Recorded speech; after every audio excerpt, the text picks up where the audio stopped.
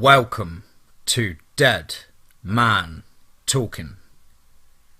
Tonight's show is a brand new series from myself that I hope you guys are going to really enjoy. As ever, please do let me know down below in the comments what you thought.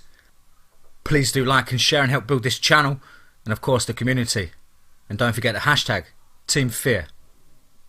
Without further ado, let's get into the first part of tonight's brand new series entitled Escobar's Lost Journals, Diablo Dogs. Let's get straight into that.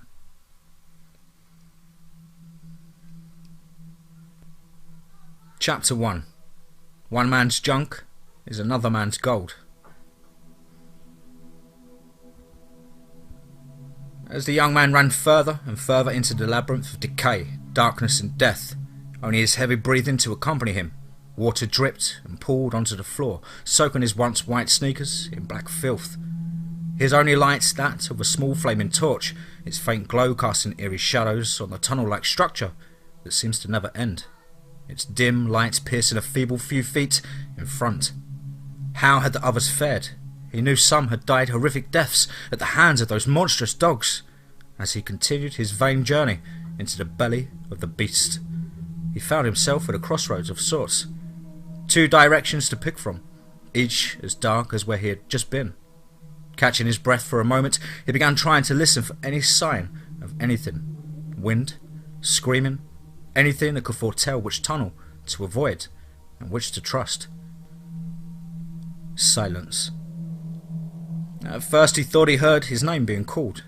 Then he thought he could hear the slightest of breezes whistling down the tunnel to the left.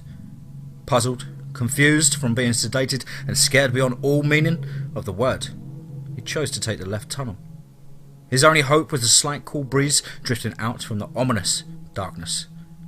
Suddenly, a mighty howl, low and mixed with a screech, bled its way through the entire underground system, the man stopping dead in his tracks. As not long after the blood-chilling howl died down, there was a definitive sound of heavy, thumping footfalls. Huge, laboured, wheezing breaths getting closer and closer. The young man, desperate to avoid detection by these beasts, decides to run like the wind. The heavy thumping still gets louder and louder. Suddenly, he spots a new tunnel and makes a quick dive into it, hoping he has been quick enough to avoid being seen. As he stumbles back to his feet, he continues to hear the beast coming ever closer, its hyena-like laugh sending shudders up and down the man's spine. Moments later, the man's heart nearly jumps out of his chest as darkness finally gives way to a solid iron grate. On the other side, a group of people stand, wide-eyed, staring back at him. Their faces tell all he needs to know, as the thumping footfalls are now just a few meters away. They themselves slowed their heavy pace as the beast had found its target. The group of people continue to watch on as the poor helpless young man slowly turns to face his fate head on. His knees almost given out as the monster dog or wolf nightmare creeps closer into the light of the torch that now lays on the floor next to his victim's legs. On all fours, this beast is standing head height, now very much eye to eye with the man. All is too much as the man loses control of his bowels. The group sneering and laughing, the wolf-like beast lowering its head ever so slightly to bask in its victim's fear.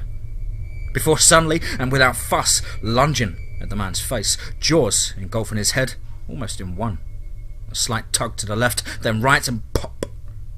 The crowd returning its devilish efforts with cheers as the beast finished what it had started and began to feed. Soon it would rise up and begin searching for the next victim in Escobar's Gauntlet. 32 years later. For my own safety and peace of mind, I'm going to change my name for the sake of retelling this story. You can call me David. What I'm about to tell you is my own living nightmare. It follows me wherever I go. Even in my sleep, I cannot escape the horrors of what I have seen. I guess I'll start where it all began. The moment that would change my life forever. I was 28, living alone but financially set, I had a booming logging company handed down from my grandfather to my father, and so on.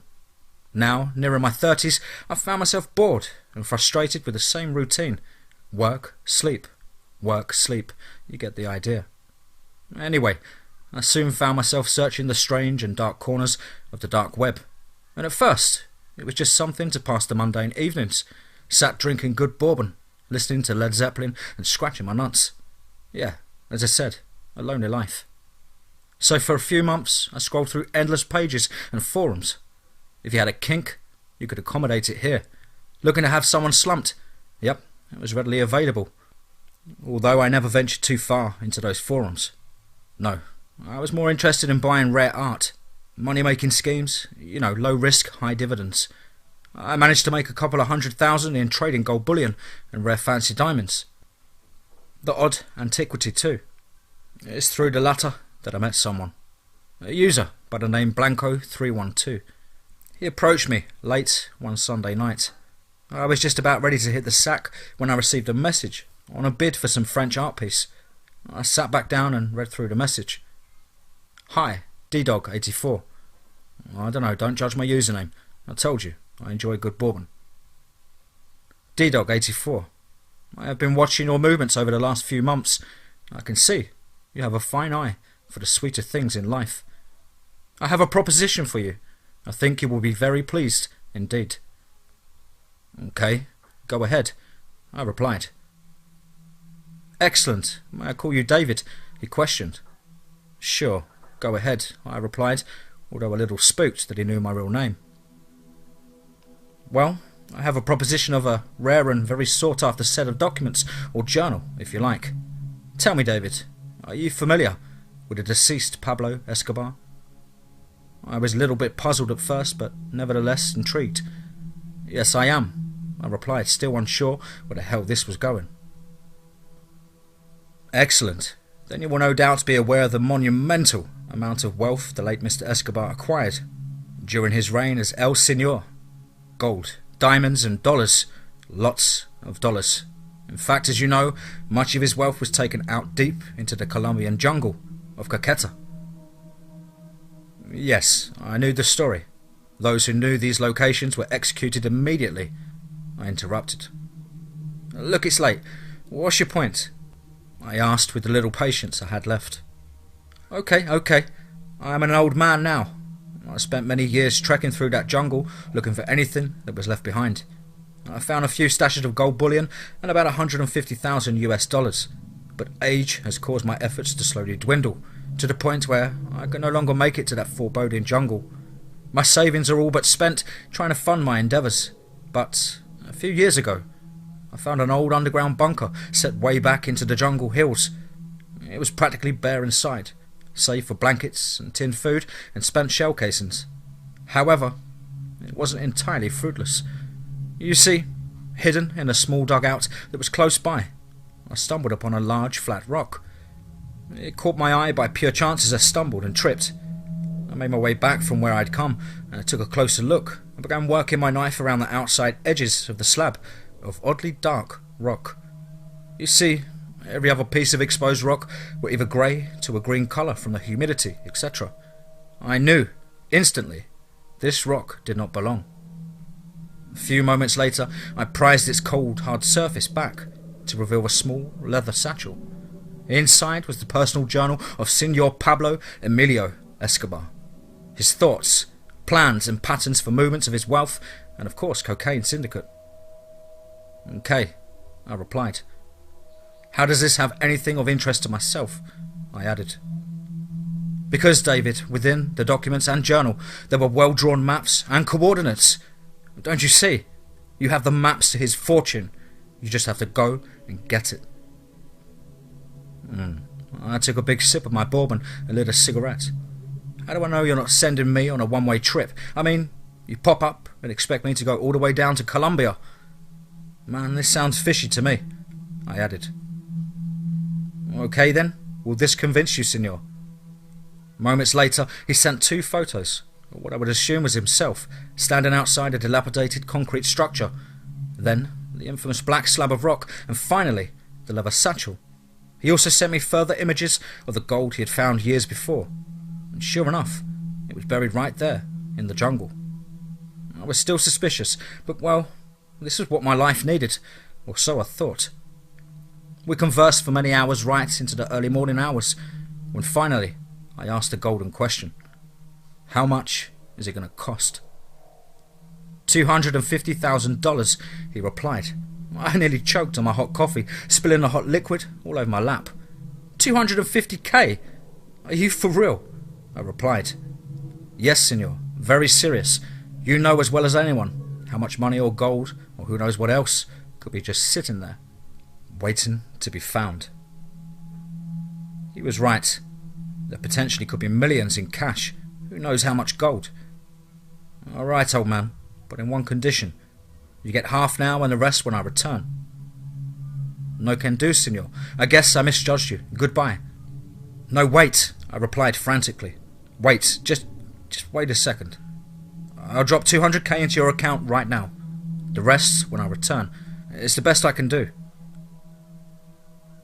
There was a short pause as I anxiously watched the cursor on my computer screen blinking idly. Okay, senor, you have yourself a deal. I sat back breathing a sigh of relief. We went about exchanging details and I made a payment. He then instructed me to write down a 10-digit code for a secure bank vault deposit box, which is where the satchel, etc. were located. My heart was thumping as I realised this could just be one huge scam that I'd fallen for. But then that little voice in my head reminded me, what if it wasn't? I had to call my best friend Brian, who had been like a brother to me. He wouldn't pass up something like this. He was, after all, a history buff and had travelled all over the world in search of adventure and girls. As soon as I could, I wasted no more time. I called Brian, filling him in on the details. I grabbed together all my gear I would need except for a few items. I was pretty much prepared. The next morning, I jumped into my truck and burnt rubber over to Brian's house. Brian was more excited than I, as I told him everything the old man had told me. And within half an hour, he was down and we collected his things. With everything set, I grabbed my car keys and we flew out the door, heading straight to the bank vault on Southside Boulevard. Walking into the deposit room was quite a daunting task. Heavily built armed guards throughout the bank and two within the deposits area of the vault. Thousands and thousands of boxes, all numbered each with a unique 10-digit code. I noticed that I had begun sweating profusely as I scanned around the vault hallways. The whole time the guards eyeballing myself and Brian. I hadn't a clue where I was supposed to be looking, but I had no choice. I was now 200 bags down. After what seemed like an hour of relentless searching, I found my mark. It had to have been one of the original accounts in the vault, as the box surrounding the boxes was worn slightly compared to the rest of the vault boxes. Plus, it was set far back into the area. I felt I and Brian had already raised enough suspicion with our gormless searching high and low, and I waited no longer. Opening the deposit box and looking inside, I could see one leather satchel, some documentation that looked old and damaged from the effects of time. Grabbing everything, I noticed a little note stuck to the back of the box. It read as follows.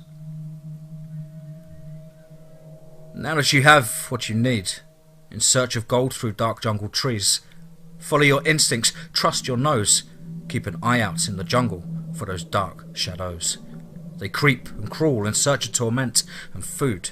Sleep with one eye open, make sure it's not you. Beware the Diablo dogs. What? I thought aloud. What do you think it means? Asked Brian. Hell if I know. He's probably trying to spook us or something, I replied dryly. Collecting a note as we made our way out of the vault and bank and back to my truck. Still, as strange as that little note was, I was pumped and excited. Wasting no more time, I drove straight to the airport, catching the next flight to Enrique Olaya Herrera Airport, Colombia. As we flew, Brian and I went about researching what to expect from the harsh jungle environment. I mean, sure, we both trekked through dangerous, humid areas many times, but this was on a whole new level. It was, after all, part of the Amazonias. I myself was more intrigued by, I guess, that damn cryptic note. Diablo dogs. Well, After some digging online, I managed to find a bunch of information regarding old folklore, legends of dark spirit creatures in the jungle. Creatures that were known to stalk from tree to tree, but you would only see their glowing red eyes, all glistening with sharp talon-like claws as the moonlight shone high in the sky. There were even reports of them dragging the old and young by their feet from their beds out through an open window, kicking and screaming until abruptly stopped. Records showed high numbers of animal attacks in and around the cities and jungles. Whatever these Diablo dogs were, it wasn't good. Soon, I was asleep, and my dreams were not for the faint of heart. No, just recalling them chills my blood. Brian and I were now deep into the godforsaken jungle. The humidity was relentless, and our clothing stuck to our bodies like wet rags. The jungle was so dense and so dark, so very dark. I was leading with Brian on my six the whole way through, when at first it was the bugs and reptiles. They all seemed to disappear at once. We carried on hacking and cutting our way through the brush and vines, their former dark and light greens and browns, now seemingly black or grey. The entire jungle was sinister and twisted, and soon Brian whispered, "David, David." "What?" I replied anxiously. "David, haven't you noticed?" "Notice what, Brian?" I added. "The jungle. It's completely silent," he replied with a shake in his voice. "Yes, I noticed that about 10 minutes ago," I replied. Suddenly, there was a creaking of tree limbs above our heads, and we both instantly turned our attention to the canopy. We could not make out anything. Then a second later, an almighty crashing from our rear left flank, and thump, faint cry, and whoosh. I looked just in time to see an enormous, dark, hairy creature smashing its way through the trees and vines and brush, with Brian under its long arm, his face of pure terror. I screamed, "No!" and I awoke to one of the cabin crew nudging me awake. "Excuse me, sir. Excuse me. Sir, are you okay? Do you need a doctor?"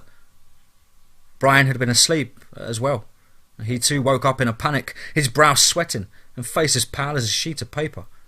I guess I looked the same as I wiped my own forehead, and it too was covered in beads of sweat. Hastily I replied, No, we're okay, thank you, ma'am. We just had a little bit too much to drink, or the duty-free." It seemed to work, as her face changed from concerned to one of a pleasant smile. "Okay, sir. Well, take care. Maybe fix yourself some food in the airport before you go out into the heat outside." With that, she nodded and went about her duties. I looked at Brian, and he still had the same expression on his face. Did you have a weird dream?" he asked before necking the rest of his soda water. I looked at him in the eye, a bead of sweat still running its course down his brow to his sideburn.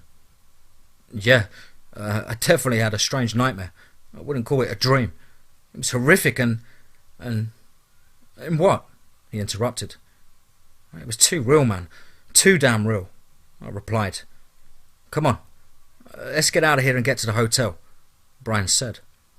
"All right, man, let's go," I replied, and we made our way out of the airport. Man, did we have fun with the customs. It took us hours to finally collect all of our luggage and gear. We told the officials we were shooting a BBC documentary about nature and life in Medellin, and they seemed to buy it. And so finally, we caught a cab into Medellin and pulled up at this beat-up, run-down, barely-standing looking hostel on the outskirts of the town. It was already something like 7:30 p.m, so you would think the streets would be bustling with people going about their business. But it wasn't. Far from it, actually. The only thing that was alive and moving around was a stray mangy dog and ourselves. The cab driver looked creeped out for sure, as he looked left and right over his shoulder whilst Brian settled his money. Then, without any goodbye or hesitation, he hit the gas pedal to the floor and bleached his tyres out of there and off down the winding street until even the revving of his engine was gone. I turned to grab my bags, and Brian was petting the mangy dog on its head and telling him what a good boy he was. "Brian, come on, man. Gonna get rabies or dog AIDS or something." He looked happier than the damn dog. "Okay, bro, let's check in." I'll save you the boring details with a hotel clerk, but let's just say it was not like 5-star service. The guy barely made eye contact and wore these goofy sunglasses, even though the place was dark and dank throughout. It's like they had every shutter on every window closed and locked. Ceiling fans humming with endless rotations. Anyway, we had some beers and settled down for some sleep around 11 o'clock that night. At around 4:15 a.m, Brian shook me awake in an absolute panic state, gesturing with his index finger to his lips for me to be quiet. Shh. What? I sleepily whispered. Over there, he replied, equally quiet and as nervous as before, his eyes wide like a lunatic. He motioned for me to follow him to the window adjacent. Still half asleep and quite frankly annoyed, I followed Brian to the window, noticing an awful smell that wasn't there before. I was discussing the smell. It was disgusting. It smelled like death and blood. Lots of blood. In fact, it reminded me of my grandfather's abattoir.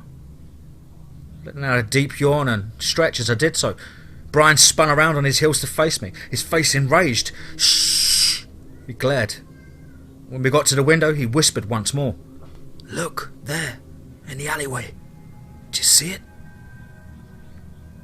I looked at him, probably like, are you crazy, man? Rolling my eyes.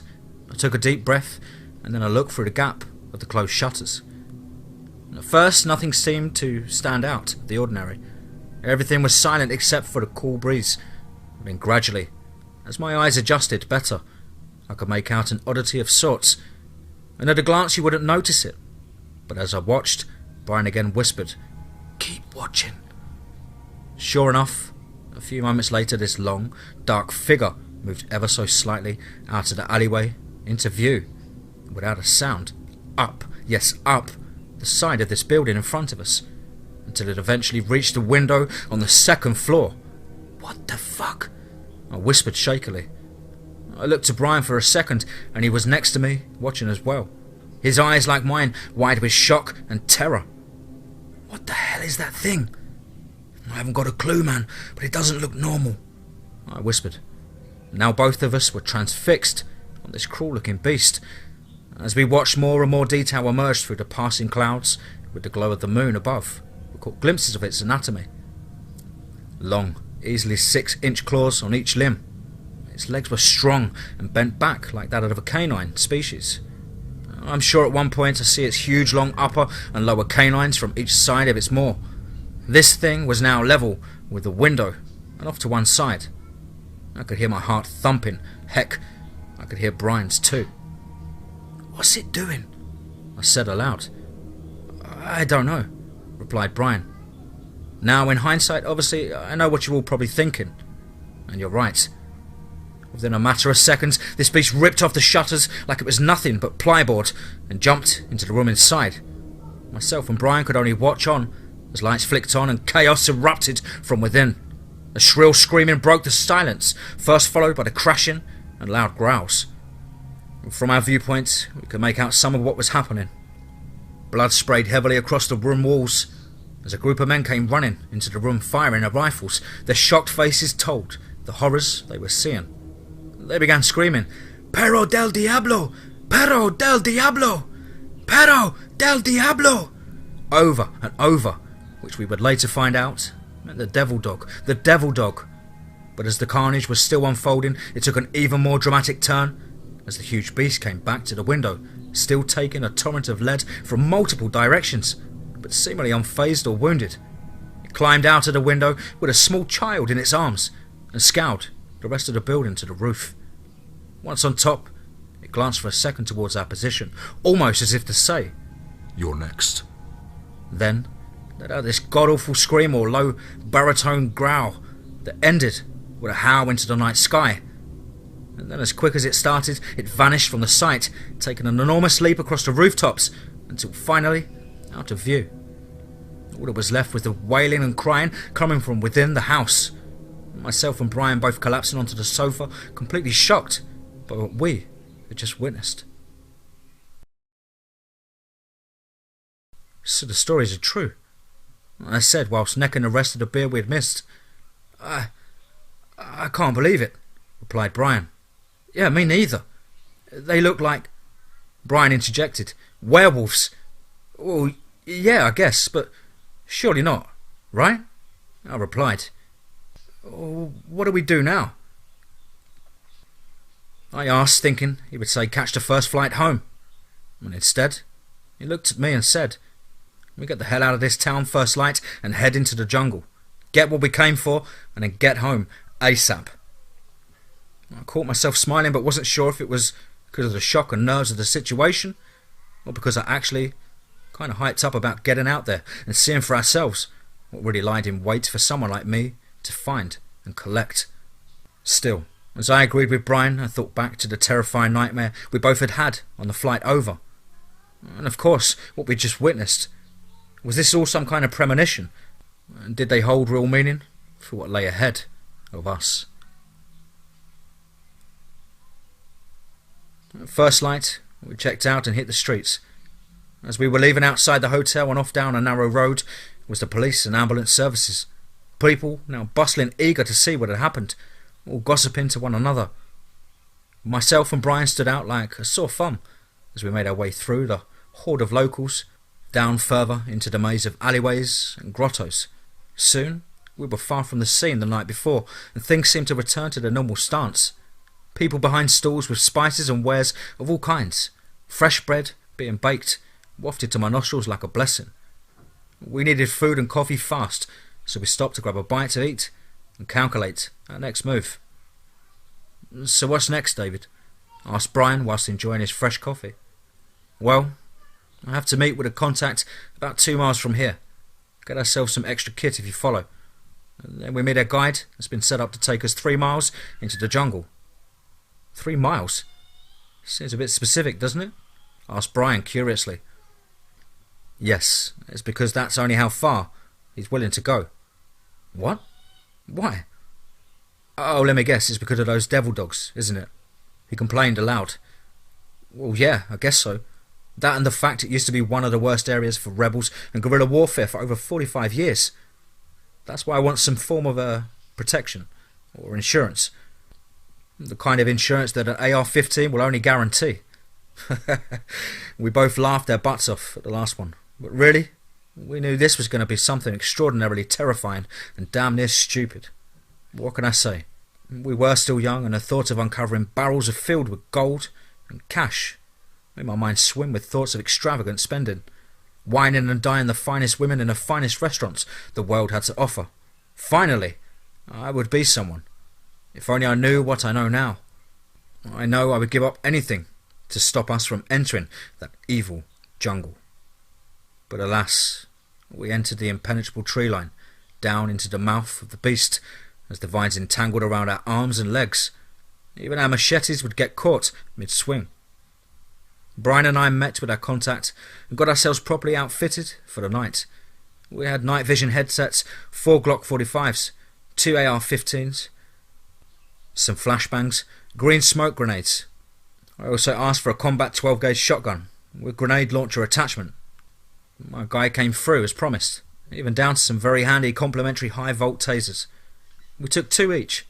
With enough ammo and firearms for a small war, we made our way to the rendezvous point, a couple of blocks away, bordering the town with an ever-ascending green jungle. It literally went from urban to raw, wild jungle. And so soon enough, our guides Henri and JJ made it to the rendezvous.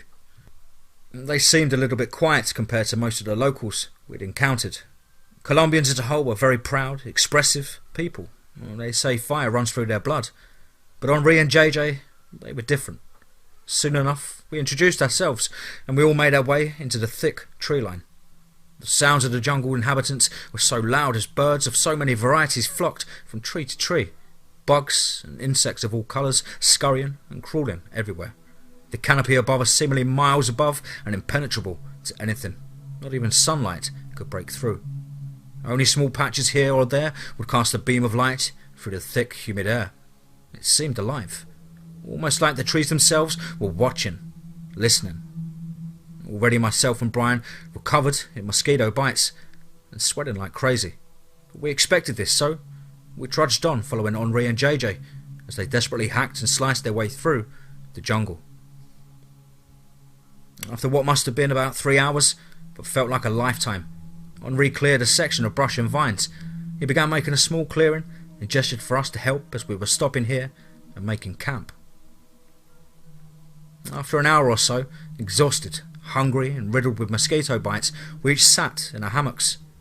The jungle was now getting very dark as the sun above was setting, the loud ambience of the daytime swapping that for a more quieter chorus of bugs chirping or frogs croaking. We lit a small fire and had some food and bourbon that I'd brought. Henri and JJ sat quietly watching the surrounding jungle.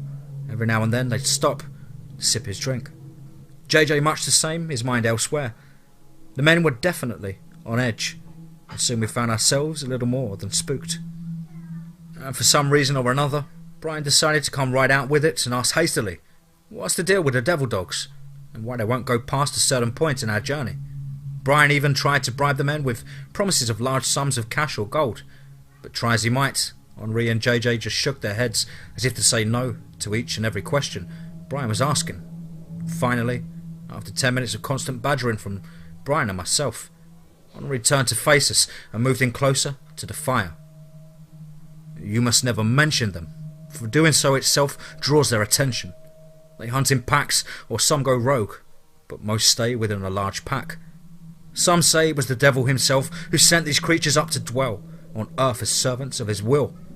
But soon even he could not control them as their numbers grew and grew. Eventually the devil gave up and turned his back on these beasts, leaving them to free roam our cities and surrounding jungles. My great-grandfather encountered one whilst working for the cartel. He was deep into the jungle in a group of 6 men carrying supplies when they were ambushed from all sides. He could only stand frozen and watch on as his men were dragged away into the darkness, the torches fading into the abyss of the jungle. Others still laying where they'd just been attacked. He said, on that very moment, he knew he was totally and utterly alone and well over 3 miles into the jungle labyrinth.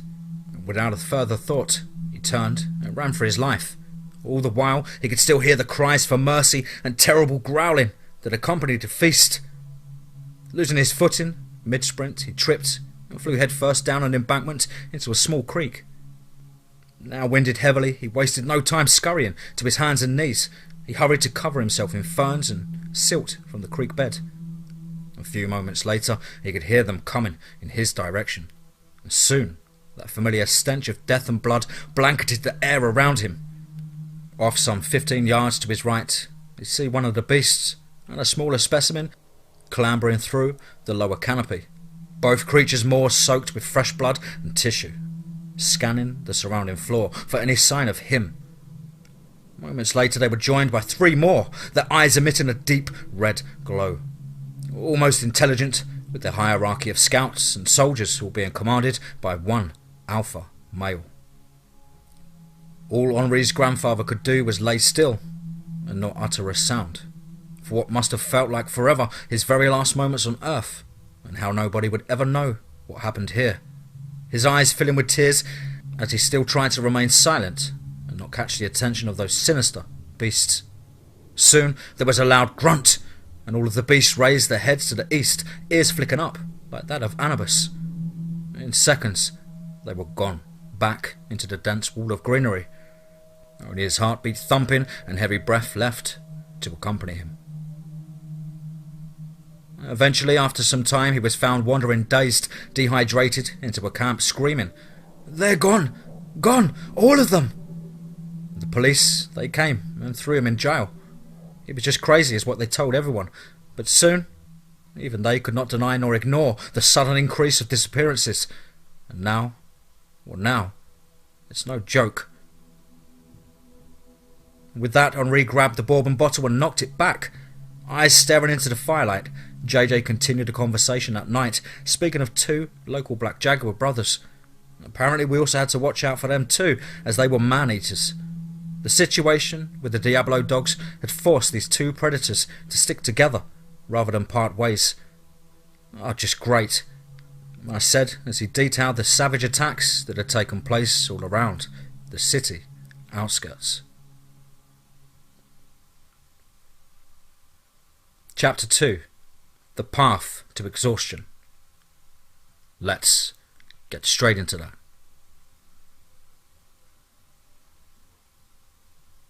The next morning, we awoke early with the sun bleeding through the canopy above.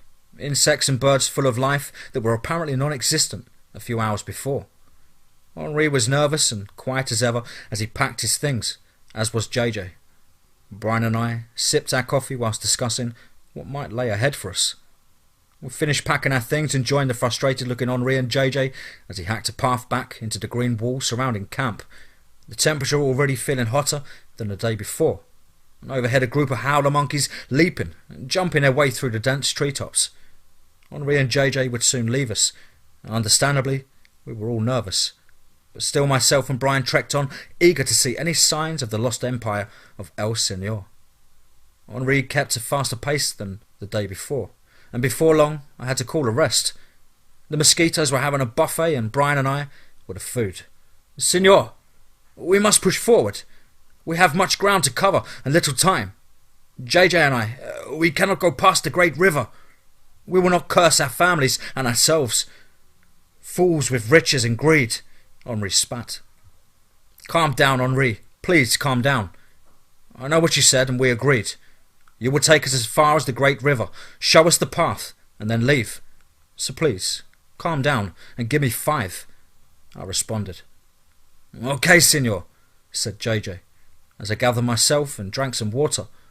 Henri and JJ paced back and forth, scanning the jungle high and low. "Do you believe them?"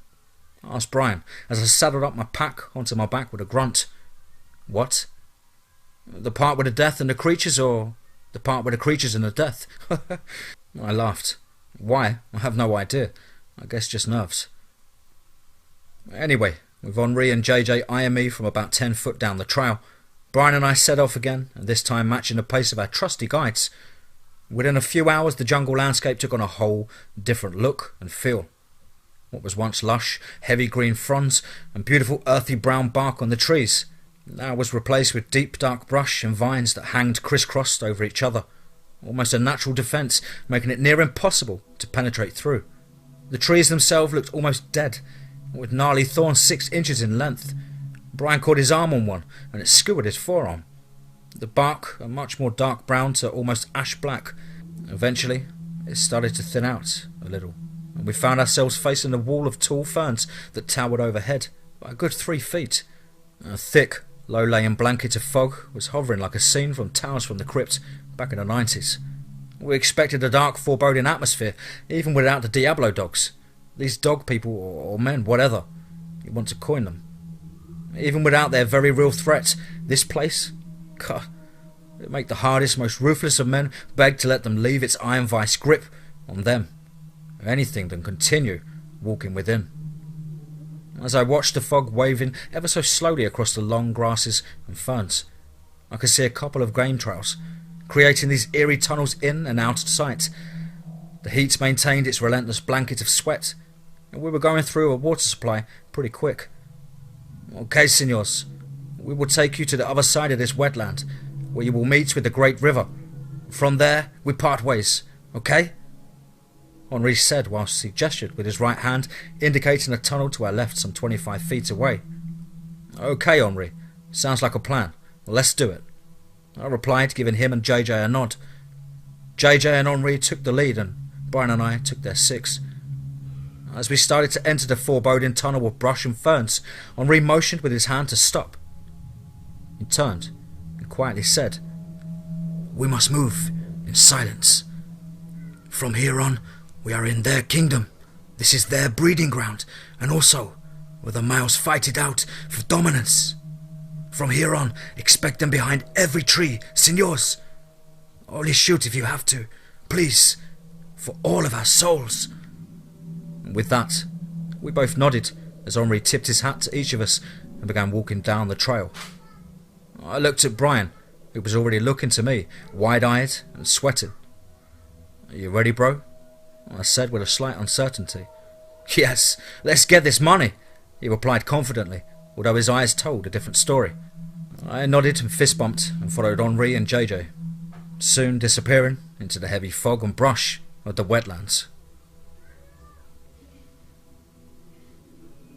Chapter 3. The Wetlands. Let's get straight into that. As soon as we entered the wetlands through the heavy walled tunnels of ferns, etc., instantly a different game altogether. There were no source of sounds, no insects, no birds, no strange lizards or brightly coloured snakes. Literally, everything seemed to either be dead or not habituated in the area. All that could be heard here and there were odd creaks and crashing in the water. But all were pretty far off, so they didn't bother us. Accompanied with the sploshing of our boots in the shallow water, the whole place felt, well, it felt like it was rigged to blow. Like any minute, almighty chaos would erupt violently. But as tense as things were, nothing had happened. However, soon we realised that it was approaching early evening. Henri and JJ both were cursing to each other and looking at us like we were the devil himself. "Signor, we will go no further. It's getting too late to even return to our last campsite, let alone get out of this wetland. JJ and I are going back to the edge of the wetlands. I don't care what you do, Signor," he said with an element of pure terror welling up inside of him. His brow dripped with beads of sweat as his shaky hand wiped a dirty red rag against it. "Henri, I paid you to get us to the river, not lost in a foggy wetland of grass taller than a bus. Bloody hell, man, where are we?" I replied, rather annoyed at his attempt to leave us out here. "How much further, Henri? At least tell me that," I added. "I do not know for certain, Signor. It's a 4-hour trek usually, but the water is unusually high. It slowed us. You have slowed us, Signor." He fired back at me, angrily. "You should reach the clearing before the river in about another 1.5 miles. But as I said, I can't be sure from here," he added. "I will pay you both double, no triple your rate, if you can get us to the river." "No, sir, I will not risk—" Suddenly, a large black creature leaps and takes down JJ, and then drags him off into the brush by his right thigh. Absolute chaos ensues as Henri screams out for JJ, and we grab our rifles in pure panic, our hearts thumping audibly through our chests. "What was that?" said Brian. "I don't know, I didn't get a good look before it dragged him off." JJ screams out in agonising pain, ringing out through the early evening. "It was a jaguar. I have seen it before. If I am right, we are both in trouble right now. It has a brother. They hunt together because of the Diablo dogs," Henri said, shaking like a nervous wreck, his rifle in his hand swivelling from left to right, looking through the crosshairs. "What? What do we do?" I was cut short, as sure enough, an enormous black jaguar growled and appeared just inside the brush some 30 feet away, its big yellow eyes with big, menacing black pupils. God, this thing's eyes spoke to your soul. It looked you down the butt of the rifle with an air of confidence, like, "Try it, buddy, I dare you." Sighting him up, this animal was insane with rage. Bearing its long canines at me, it advanced. Henri then let a warning shot off at its feet, hid in the dirt, which in turn the jaguar hissed but took 2 steps back. Still, we could hear JJ's screams and angry growls soaring through the jungle. And suddenly, without warning, an enormous creature that must have crept up on all of us during the attack crashed through the brush and trees and charged the jaguar. With a roar, the jaguar leapt out of sight and away to our right, the giant creature quickly following its prey. "Sasquatch!" screamed Brian, looking more excited than scared. "What?" I questioned. "He is right, Signor. It is what your culture would refer to as Sasquatch," replied Henri. Quickly, we all ran towards the sounds of JJ being attacked. We followed a bloody trail of destruction. The brush flattened to either side, sticks and branches broken, and a lot of blood. And finally, came to a small section of a clearing, and there it was. Enormous jaws around JJ's leg, straddled on top of him, its long white claws out and digging into his body. It appeared that his rucksack was the only thing that had kept him alive to this point. Without a second thought, Henri fired into the air twice from his 12-gauge shotgun. Instantly, the jaguar released JJ and was gone without further protest. We ran to JJ, but it was soon clear his wounds were too severe to survive much longer. Henri cradled him as we looked over the extent of damage. Clearly, the femoral artery was compromised, and he was bleeding out fast. His face attacked and torn right off to one side. We did our best to comfort him as he lived his very last moments. Henri sat talking to him long after he passed. "We have to go, Henri. I'm sorry this happened, but we have to leave, I said after a moment of silence. Henri just nodded and was sat, holding JJ. We must bury him, Henri finally stated after some more minutes to himself. Okay, but we need to be quick. So Brian and Henri and I went about digging a shallow grave, and we tried to cover it with as many large stones as possible so the critters wouldn't get to him. But seriously, the critters out here were bigger than us, so who really was the critters? I don't know. But anyway, we turned our attentions to the task at hand, and now that JJ was gone, Henri was okay with coming along for the ride. And so we hit the trail we were on and continued cutting our way through the vines, ferns and brush, until after 2 hours we finally broke through the tree line, and there, ahead of us, was a beautiful sight. The great river. On the other side, more thick jungle, and goodness knows how many of these beasts. And what of the supposed Sasquatch? I mean, what was his deal? Was he saving us? Or was it simply a case that we walked into his ambush? I don't know, but I'm just thankful I wasn't cat food. We followed the river downwards to the southeast, until eventually we came across an old wooden bridge. It had definitely seen its better days over 25 years before. Nevertheless, we climbed our way across the enormous, powerful river. White water crashing against dark grey and green rocks. The water, thank goodness, low at this time of year, but you could see old dried out bits of algae and grass hanging from the ropes of the bridge's construction. Halfway across, and all was going great. That was until it. I don't know if it was the Sasquatch or the Diablo dogs, but it sent my nerves through the roof as a long and sorrowful howl or scream made itself known. It sounded like pure pain and sick enjoyment all at the same time. We all glanced at each other and without another word picked up our pace across the rest of the rickety bridge. Behind us we could soon hear far off, but definitely getting closer, the crashing of trees and leaves. Another scream. Go, go, go! I said as a panic once again wrapped its cold hands around us, and soon we made it to the other side and found some cover behind a cluster of large boulders to one side of the bridge.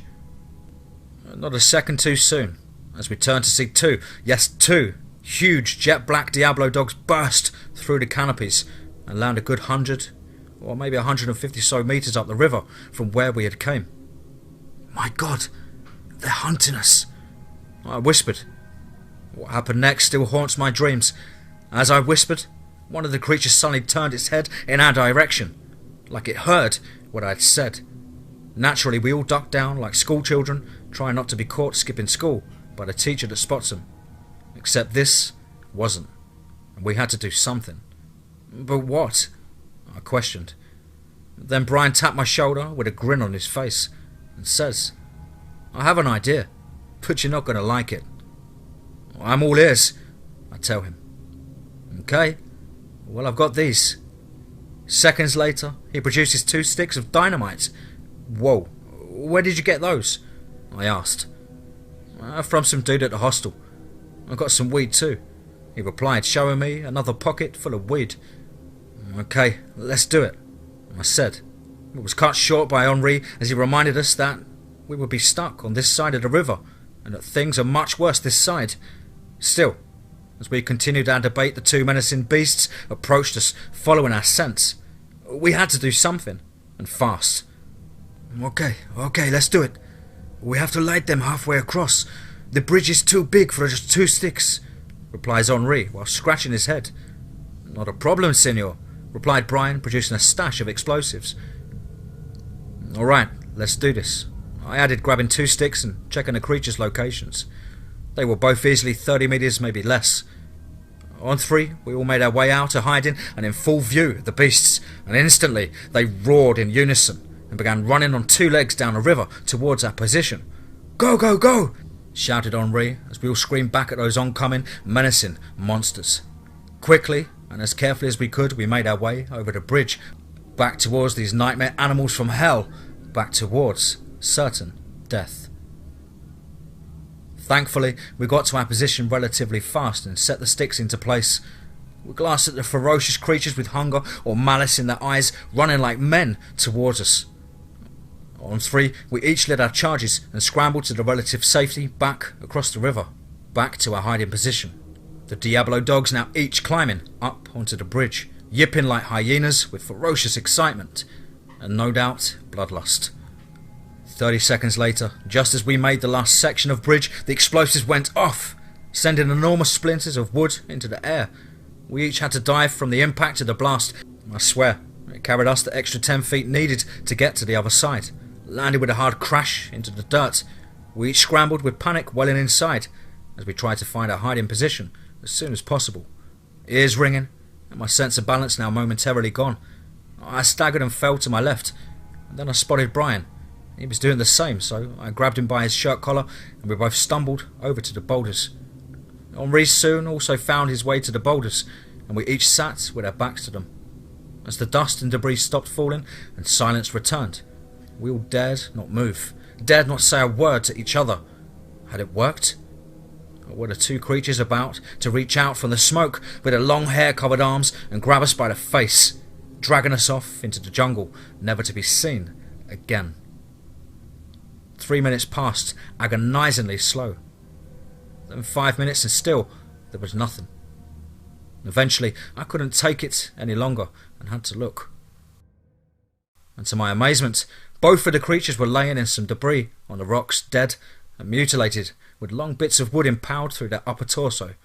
The bridge now gone, and what was left was burning and falling into the rapid white water.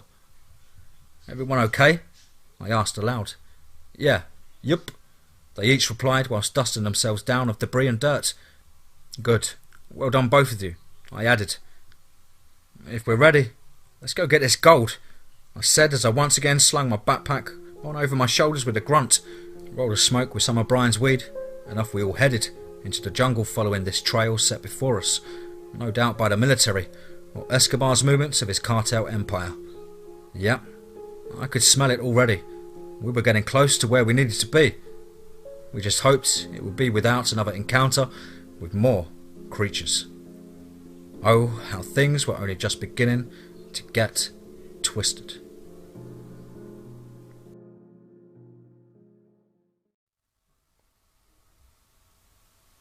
Escobars, Lost Journals, The Diablo Dogs.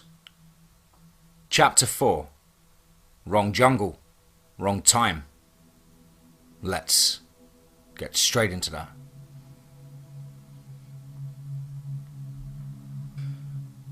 Traversing the area on this side of the river took much more precaution, as roots stuck out of the ground, snagging my boots here and there.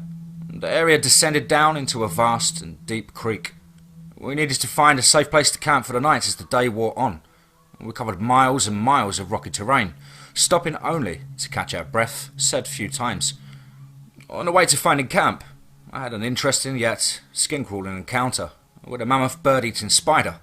How had I been the only one apparently not to see it perched some 4, maybe 5 feet off the jungle floor, resting on a mossy tree trunk? I literally lost my soul and spirit as I placed my hand unknowingly onto the tree, a mere couple of inches away from the spider. As I did, it reared up its front legs and displayed its fangs. With a hiss, I fell backwards into brush behind me. Whoa! Henri and Brian fell about laughing as the spider continued its ferocious display. "Not funny, man," I commented angrily. "Yeah, right," replied Brian. He came over and helped me up, with myself taking a wider route around the pissed-off spider. It was now approaching 4, maybe 5 p.m, and the light was fading so fast with a thick canopy above us. The jungle took on a whole different vibe at night, and we still needed to make camp, preferably somewhere dry and safe. But everything, I mean everything, is wet in the jungle. Before long, we started to notice the area took on a more rocky and sandy terrain. We noticed little cave holes here and there, but nothing sizable. With the sun almost set and the endless darkness creeping in all around, the jungle went silent. There was no breeze carrying through the trees, just a dead silence gripping a life from the jungle's inhabitants. It's like all the animals and bugs knew what was coming next. A short while later, we found a sizable cave of sorts, just big enough for an adult to squeeze into, but then opened up greatly deeper inside. There, Henri pointed to the cave. "Thank God, We don't have to camp outside, I said, and Brian agreed with a nod and a smile. Yeah, I'll second that notion, he added. Once inside, we all gathered our supplies and set up a small but good camp, some 30 or so metres inside. Henri sat looking at a necklace that was JJ's. Hey, I'm sorry about your friend. Really, I am, I offered. He looked up through his brow to my direction and then nodded with a smile. Thank you, Signor. He was a great man. We ate some food and drank till our eyes glazed over and we fell asleep. A good night by any measure. It's safe to say, however, that the next day gave birth to the worst hangover in memory. Stumbling out of our hotel for the night, feeling light-headed and green at the gills, the sun hurt in our eyes as we adjusted to the light and our newfound headaches. Anyway, before we fell asleep the night before, we took order of where we were and how far the abandoned hut the old guy had found the satchel was. If we find that, then surely we'll be in the right region. According to the maps that we had, Escobar had an enormous operation in the westerly direction from our approximate position. Also, on the map were multiple symbols, many of which could take months to decrypt. But we just wanted the money or the gold, not the coke, etc. Soon, Henri noticed a local symbol for longevity, and we decided we would investigate any of these locations. 3 were within a few miles of our current position.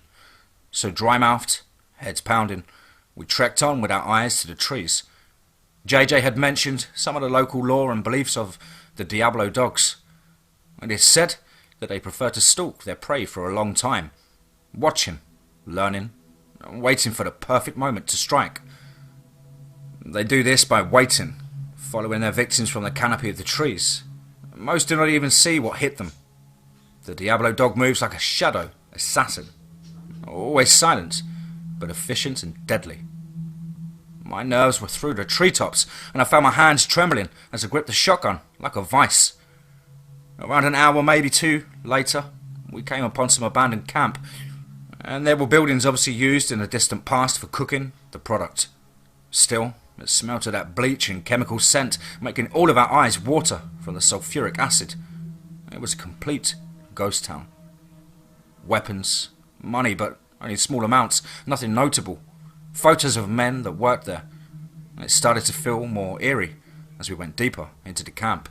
As we made a turn, we found what looked to be a recent attack. Blood was splattered everywhere, on boxes and walls all over the steps to another cabin. Something had come through here like a bat out of hell. But still, there were no body parts, nor was there any dead for that matter. Just there's whoever's blood plastering the local area. I don't like this. Let's get to another part on the map. Here. I pointed towards another of the longevity symbols, a couple of miles northwest of our current position. Yeah, I agree, said Brian. And with that, we grabbed our stuff and carried on until we left the encampment.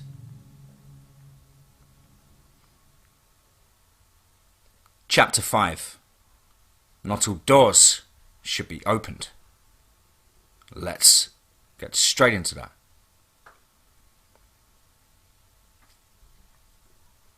An hour or so later, around 1 in the afternoon, we found our target. As we approached another clearing, there was 2 small buildings, much like a hut, I suppose. Nothing special.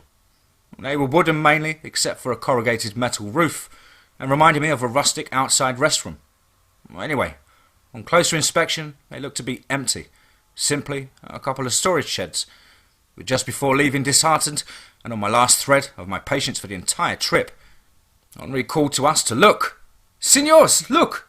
This here! Help me! Well, with us both looking puzzled, he motioned for us to move out of the way, as he took another dynamite stick and shoved it into a small hole in the wall connecting to the concrete floor. Still, I was lost as to what he was doing.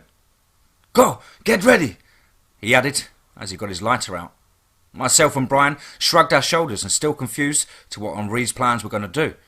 Still, we took cover some distance away from the huts and waited. A few seconds later, Henri came running out of the huts and jumped in our direction as the dynamite exploded, destroying the 2 huts and floors. Henri was nothing short of a genius. and as the smoke and debris cleared, we walked back over and looked at what was before us. I was shocked. I was completely and utterly shocked to see through the smoke and dust a set of stairs leading down to God knows where, but my guess was Escobar's money. And so, without a second thought, we all readied our weapons, and I took the lead as we made our way down and inside the underground location. My heart thumping was inside my eardrums. Brian smiled from ear to ear as we made our way further down, and then onto a long corridor that was supported by huge, thick wooden struts and beams. Whomever made this made it to last. Eventually, the corridor broke off into 4 rooms. 3 were filled with boxes of unknown contents. 1 room was full of blue 50-gallon barrels, so we tried the second room first, as it was easier to open the barrels. What lay inside is a moment I will never forget. Packs and packs of money, all American dollars, all in perfect condition. Even Henri was happy, even dumbfounded by just how much cash was there. We have to check the other rooms, I said excitedly. Yeah, let's do it, replied Brian, as we all scrambled like it was Christmas morning into the second room with the mystery wooden crates. Using the butt end of his rifle, Henri smashed his way into one of the crates. As suspected, a huge cloud of cocaine burst from the contents that was sealed in plastic wrapping inside of the crate. Sure enough, we were all buzzing around like flies in a turd.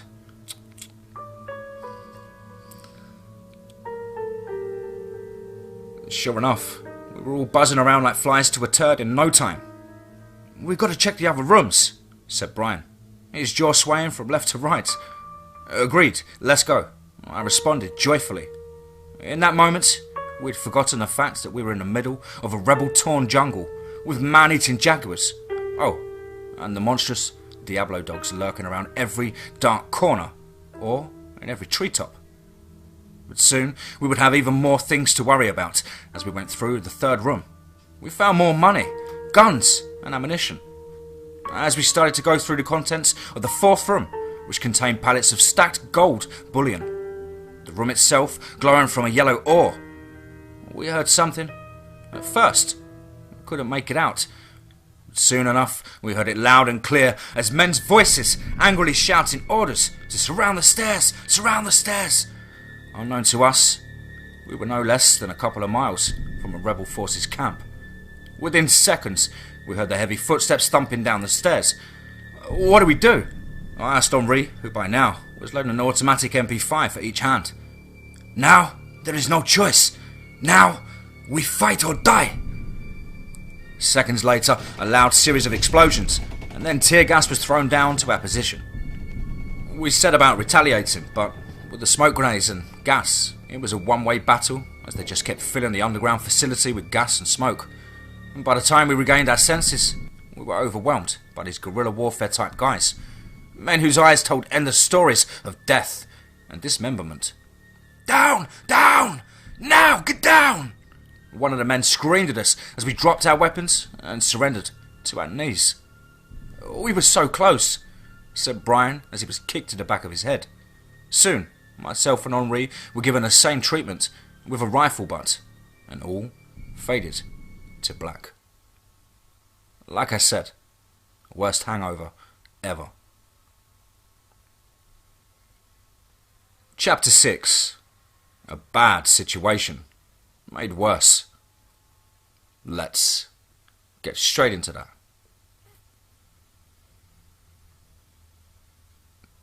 I awoke an unknown amount of time later, seemingly drugged and stripped of my guns, pack of smokes. Wiping the sleep from my eyes, I tried to find bearing on my whereabouts. What was this place? Where was I? Where was Brian and Henri? Just who the hell were those guys? My back and head ached and dried blood was still stuck to my forehead as I sat up off the cold stone floor. Looking around, I could see Brian very much still asleep. Henri, however, was sat in the opposite corner, his face swollen from the beat down before. He looked worried, truly lost in a moment of thought, but one of the darkest variety, his eyes fluttering ever so slightly as if what he was picturing was terrifying. Henri! Henri! I called to him, But it was no use. He was lost in terror and obviously drugged, like myself. I grabbed his shoulder to get his attention, and he freaked out, kicking out at me and punching the air in pure terror. Whoa, whoa, Henri, wait! It's me. It's David. I tried to reassure him, but it took a while. But soon Brian was awake too, and we all sat trying to figure out a way to get out of this cell, or whatever it was. Unfortunately, when Henri came to his senses, the situations were far worse than we could have ever predicted. If Henri was correct, we were about to run Escobars Gauntlet. It was a series of underground tunnels and shafts in which we have to survive the freeing of multiple Diablo dogs. All this, he said, was for the pleasure of millionaires betting on who will survive and laughing at the slaughter of innocent lives. It had only been a rumour in the city of Medellin, but if he was correct, we were about to face hell itself, head on.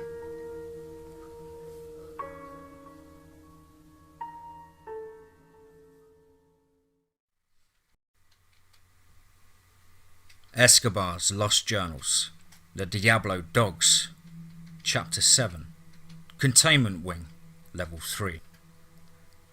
Let's get straight into that.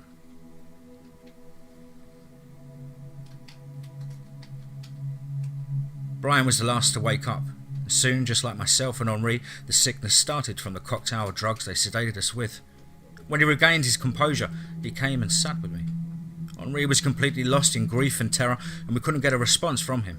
It's like his mind had just enough and decided to give up. From what I could tell, we were in an underground facility, apparently quite ancient, as the solid stone walls were covered in moss and mould spores. There was a constant moaning or wailing of someone or possibly something, not far from our cell. Also, every now and then, we heard roars from goodness knows what, but it sounded in pain as much as anger. Looking around the cell, we were not alone. In one corner of the dark shadows was an old man. He was conscious and training a beady eye on Brian and myself. "What's going on, old man?" asked Brian. The stranger kept his eyes on us and took his time to answer Brian. "Well, I guess if you don't already get it, son, then I'll spell it out for you.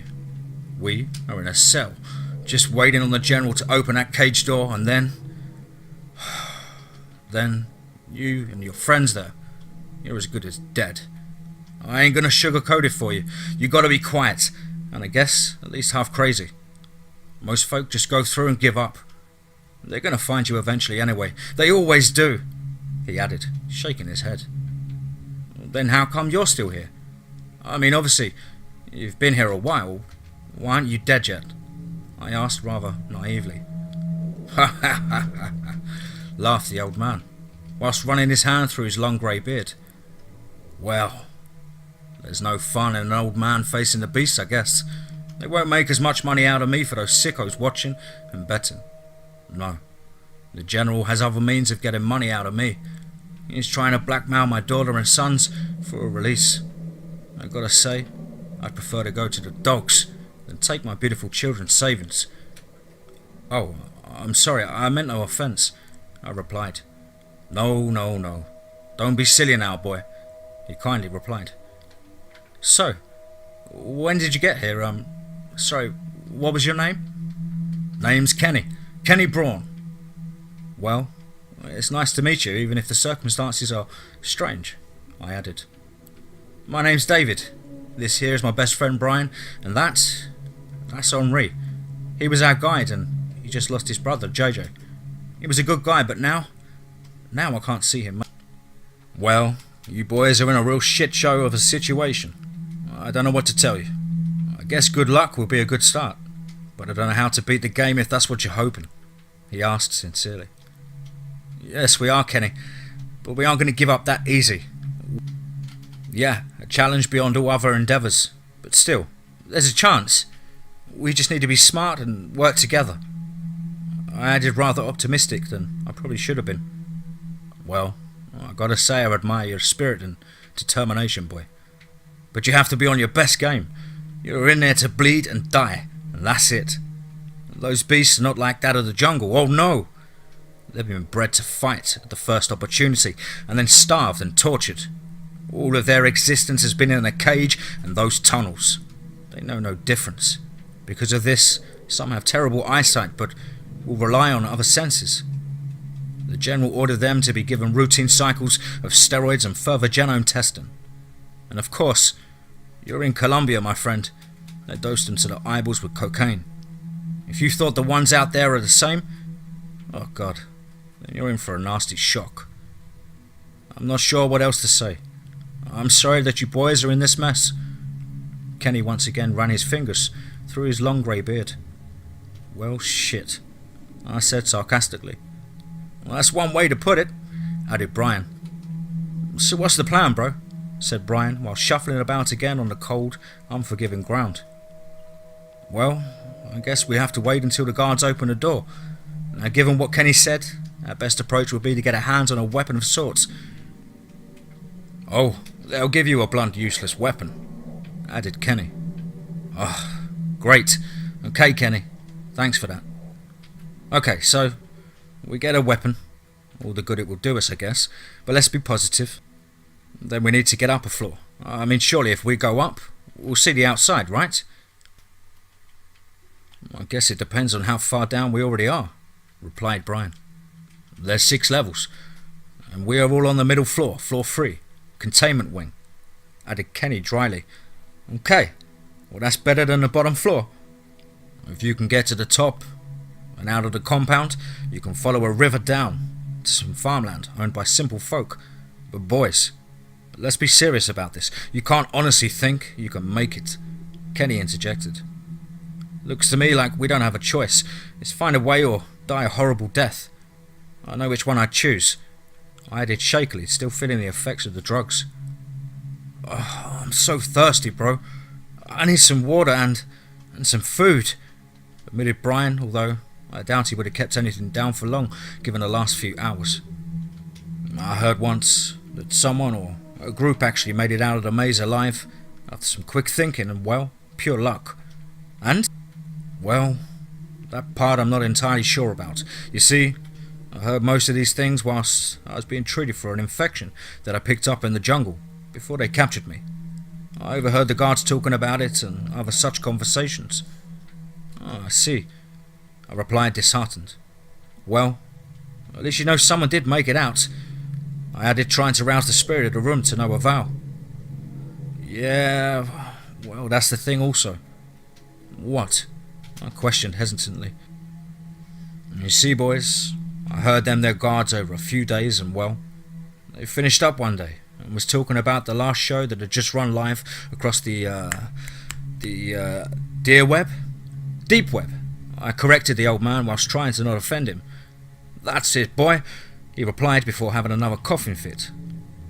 Yeah, so, I was saying, they mentioned how they couldn't believe how bad this one or that one had died, all sorts of things. And then they spoke about the ones that got out, found a way around the beasts.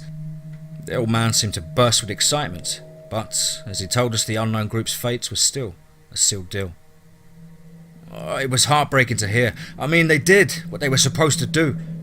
Why not just let them live, let them go and find a quiet life somewhere? Added Kenny angrily. His previous excitement was now gone and was replaced by an insidious hatred. His eyes watering, an old wrinkled face screwing up. The wrinkles a testament of his life's pain, stress and enjoyment. And so, they killed the group as they reached the safety of the upper ground? I interrupted. In a nutshell, yes, Kenny replied. From what I could tell, or make out, they waited until they reached the surface, then simply took them out in a hail of bullets. Darn it, those sick bastards! I added, thumping the ground with my fist. I don't care what it takes. We're getting out of here, and you're coming with us, old man. Like hell I am, Kenny replied, rather surprised by my confidence, I think. Look, we will figure out how to get you out, and then we will be back to get you. You're just going to have to trust us. So there we sat, in wait for whatever was to come.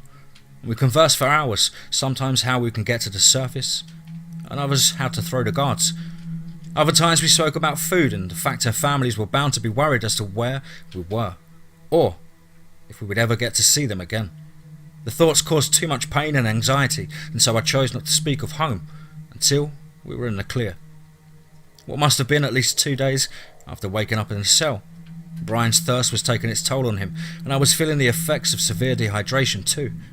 Time and time again, I would drag myself over to the bars of our cell, trying to rouse some attention of the guard, anyone who cared to check in. But there was no one, only consistent screaming and wailing like a creepy sort of lift music stuck on repeat. Kenny said that at one point they had left him for 3 days without water. He practically gave up, thought that they had forgotten him. Given the circumstances, it wasn't long before I was beginning to think the same thing. Then, out of nowhere, there was the sound of a heavy iron door being opened and keys rattling, and soon followed by the heavy footfalls of armed guards and, of course, the General himself. The General was a very round man. His gut hung low and heavy out the bottom of his shirt and uniform, and I could see he had most of the week's meals he had eaten. Stained grease marks and tomato sauce by the looks of it. Yeah, he was a real mess of a man. I had no idea how he commanded respect from his men. My only guess was that he was extremely happy with violence. Yes, a swine of a man whose only interest here was if we were able and ready to put on the show of a lifetime, literally.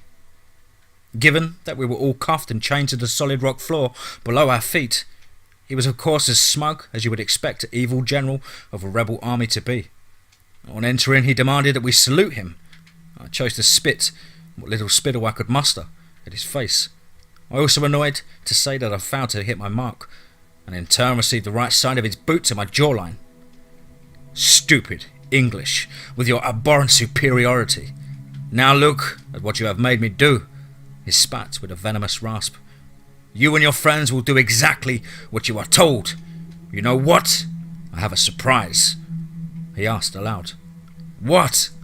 I replied while still picking myself up off the ground.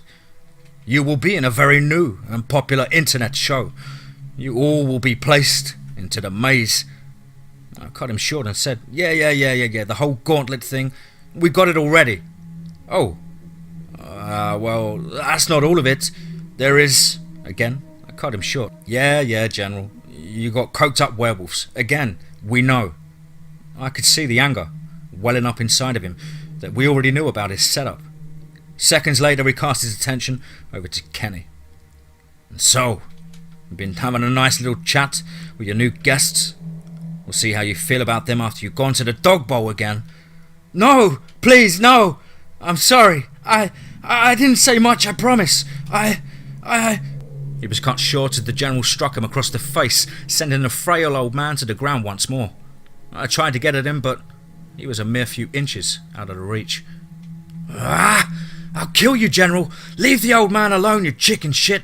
I screamed, the force of which nearly tore through my parched vocal cords. Ha. The General laughed heartedly, his huge gut bouncing as he did so. Oh, you won't live long enough to get the chance, boy.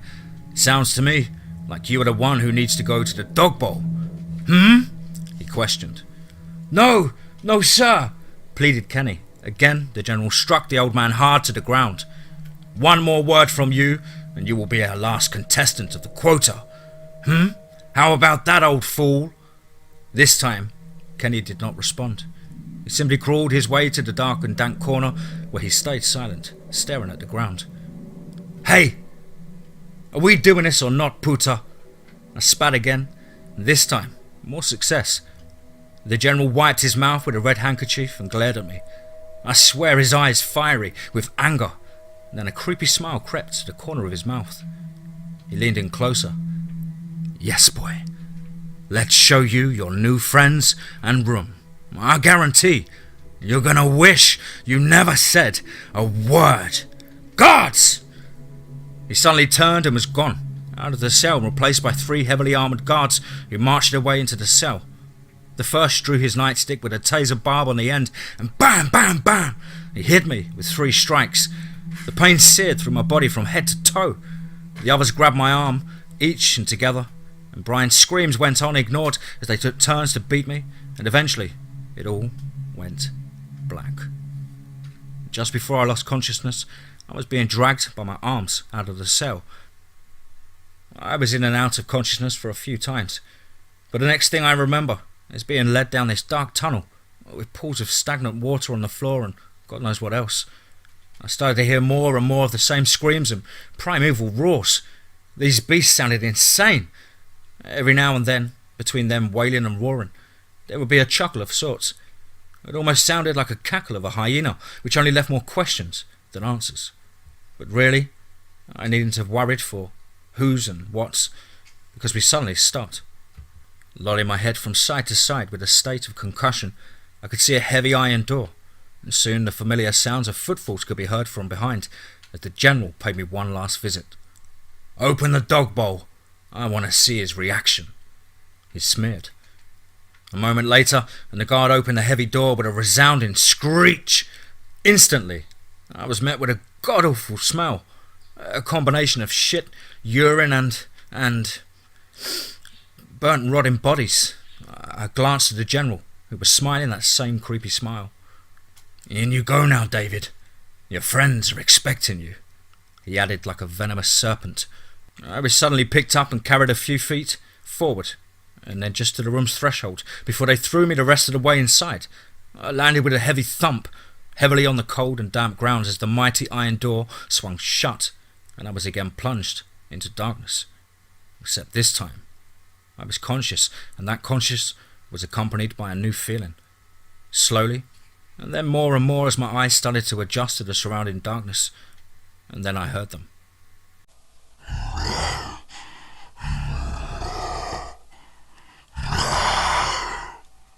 It came from behind me, then from my left, then in front of me. They were all around, and as my eyes finally adjusted, I could not only see their large piercing red eyes, but I could now see them. I was in the dog bowl. They had purposely built a separate cage between them and I. It was pretty cramped too. I had about 2 feet either side of my position, and I couldn't stand up. They were all trapped inside of a huge natural chamber, and there I was, practically in there with them. The cage was rusted and buckled and broken in places, and from what I could guess, previous attempts to get at the occupants. Now, I was the occupant, and boy, oh boy, was they angry or hungry. I couldn't tell. I just prayed and prayed that the cage didn't give in to the soon-to-be constant attempts to rip me to pieces. The Diablo dogs were much akin to a group of primates, all set in their own hierarchy and order of things. On the sideline, though, a few lonely souls who looked like they had been kicked out of the pack picked and prodded at the skeletal remains of some poor human soul. The rest were not being groomed or grooming, stalked my sides and rear, trying to get purchased on the rusted cage. All I could do was watch as their enormous canines bit down time and time again, scraping and grinding on the metal, and their saliva drooling onto the ground on their huge barrel-like chests. Each one would stare intently at me, meeting my eyes with no humanity in them. No, these were fully wild in nature, incredible and ferocious man-eaters. Their long black fingers creeping in and out of the cage holes, trying to find purchase or a weakness. Each was tipped with these long, curved, pointed yellowed claws that sparked from the cage as they raked them time and time again. Relentless beasts. Some were grey to a brownish colour, and others, the larger ones too. They were the darkest pigments of black I'd ever seen on an animal. They would literally disappear from sight as they crawled or creeped through the shadows on the boulders and ground, all the time watching me. Some followed the walls around the chamber, and I was reminded of what Kenny had said, that some of the beasts were almost blind and relied on their senses. Most of these appeared old and worn out, the others made up for where they couldn't. The general population of Diablo dogs stood easily 7 or 8 feet tall. I had no problems with walking bipedal, but like most packs of wolves, there was an alpha. At first I thought I would never spot him amongst the pack, but soon the trembling ground would lead me to that answer. Very suddenly, the group surrounding me and my supposed protection dispersed, rapidly scampering off into all directions, back into the shadows or up onto a large overhanging ledge. As I was looking around thinking that maybe they lost interest, the very ground beneath my feet shook and rumbled like the mightiest rolls of thunder from the gods above. Fear, confusion set in as I wondered the origin of the enormous rumbles. An earthquake, I thought. Seconds later, I need not worry, as the almighty creature, 10 foot tall at least, came crashing down to the ground just a few feet away from me. I looked up from my now coward position, and standing there, no less than a few feet, was a Diablo dog like no other, the alpha of the pack. I rasped to myself, my voice with a notable shake to it. He glared at me with his two solid red eyes that oozed pure evil intent. Its whole vibe was one of pure power, a walking, breathing, eating machine. A resounding echoed around the chamber walls, and the other pack members whined or laughed that hyena cackle that ran shivers up my spine. But I never cared at the time. No, all I could do was watch and see what he wanted. Suddenly, he took a huge step forward, at least 10 of my own to reach the same stride, and then he sort of lowered himself closer to me and sat on his haunches with a huge huff. He blew the dust up from the ground, and he formed a large cloud around me, which in turn caused me to cough. Instantly, he was angry, and so decided apparently I needed a roar to settle me down, which of course completely made me lose control of my bladder. I'm not ashamed to admit that I pissed my pants, and trust me, you have no idea how primal this thing was. I can safely say that it was the most terrified I'd ever been in my entire life. The alpha then struck and raked his yellow claws along the old haggard cage, causing sparks to fly off from his enormous oversized paws. It buckled again as he leaned all of his weight down, and I couldn't do a damn thing. I just screamed and cowered to different parts of the cage, trying to miss his massive blows as they rained down on my one lifeline. This procedure of eyeballing me and pacing back and forth, to then smashing and scratching his mighty claws against the cage, went on and on for hours. But each strike was as scary as the last, and each blow with real intent of getting his claws on me. To be honest, I think he was just bored and would have just battered me and mauled me for as long as he could, like a cat with a mouse. As the hours passed by, he eventually let out a grisly howl and would retreat to the comfort of his throne above me on the ledge, overlooking his pack and place. The pack members again came in for another go at the would-be toy in the cage, gnawing and scratching again, with hungry eyes trained on mine. I eventually passed out from dehydration and exhaustion, and soon everything faded to black. Escobar's Lost Journals, The Diablo Dogs. Chapter 8. Give a dog a bone. Containment Wing, Floor 5. The Dog Bowl. Bang! I was awoken to the sound of the heavy iron door swinging open and two guards at the doorway. They parted and the general was there behind them. This guy, always with the tricks. I said aloud whilst wiping my eyes of sleep. Come, David. Unless you want to stay a few more days. He questioned sarcastically. Obviously I needed no encouragement to leave the place and got my ass out of there. All the while the general continued to laugh at me. I was manhandled back to the cell with Brian and Henri and of course old Kenny, who, on my entering, a not graceful one I might add, all sat up expecting me to be battered and broken. I don't know. Whatever. They were more than happy to see me alive and relatively well. Oh, thank God! Gasped Brian. Even Henri looked more back with the living and turned to see me falling flat on my face as the guards came in behind me and fastened my cuffs and chains. I thought they were going to feed you to the dogs. The pun intended, said Brian as he checked me over for God knows what. I'm fine. Really, I'm fine. Like hell you are, David, came Kenny with his wiry old voice from the corner of the room. I spent 2 days in a dog bowl with another fellow. Let's just say that those holes a couple of inches wide you see, yeah, they're big enough to be dragged through, given if they had enough purchase on you. What? Really, Kenny? You was in there too? I questioned hastily. Yeah, Kenny said with a regretful tone. I and the other guy had pretty much done and said the same as you. Within minutes we were dragged down the tunnels and slung into that nightmare. You said the other guy, he was killed. But he cut me short. Yeah, he didn't last a minute. Whilst I was on the ground still dusting myself off, he crept up to the cage edges, started to feel his way around. Now I I was more than happy to wait for my eyes to adjust to the darkness. Without warning, in a matter of seconds we heard 3 heavy footfalls, and I was soon accompanied by a huge black and hairy arm that seemed to just burst through the cage out of the relative darkness. The poor guy never had a moment to react, and was suddenly caught in the beast's relentless grasp. He screamed for me to help him, but all I could do was watch in pure terror and awe at the pure strength that this arm had. At this point, you see, I had no idea what was in that room or what lay ahead of most folk who were unfortunate enough to come here. A couple of minutes later, his bones began to crack under the pressure. I watched as they worked together to pry the cage back further. Eventually, however, his spine gave way, as did his pelvis.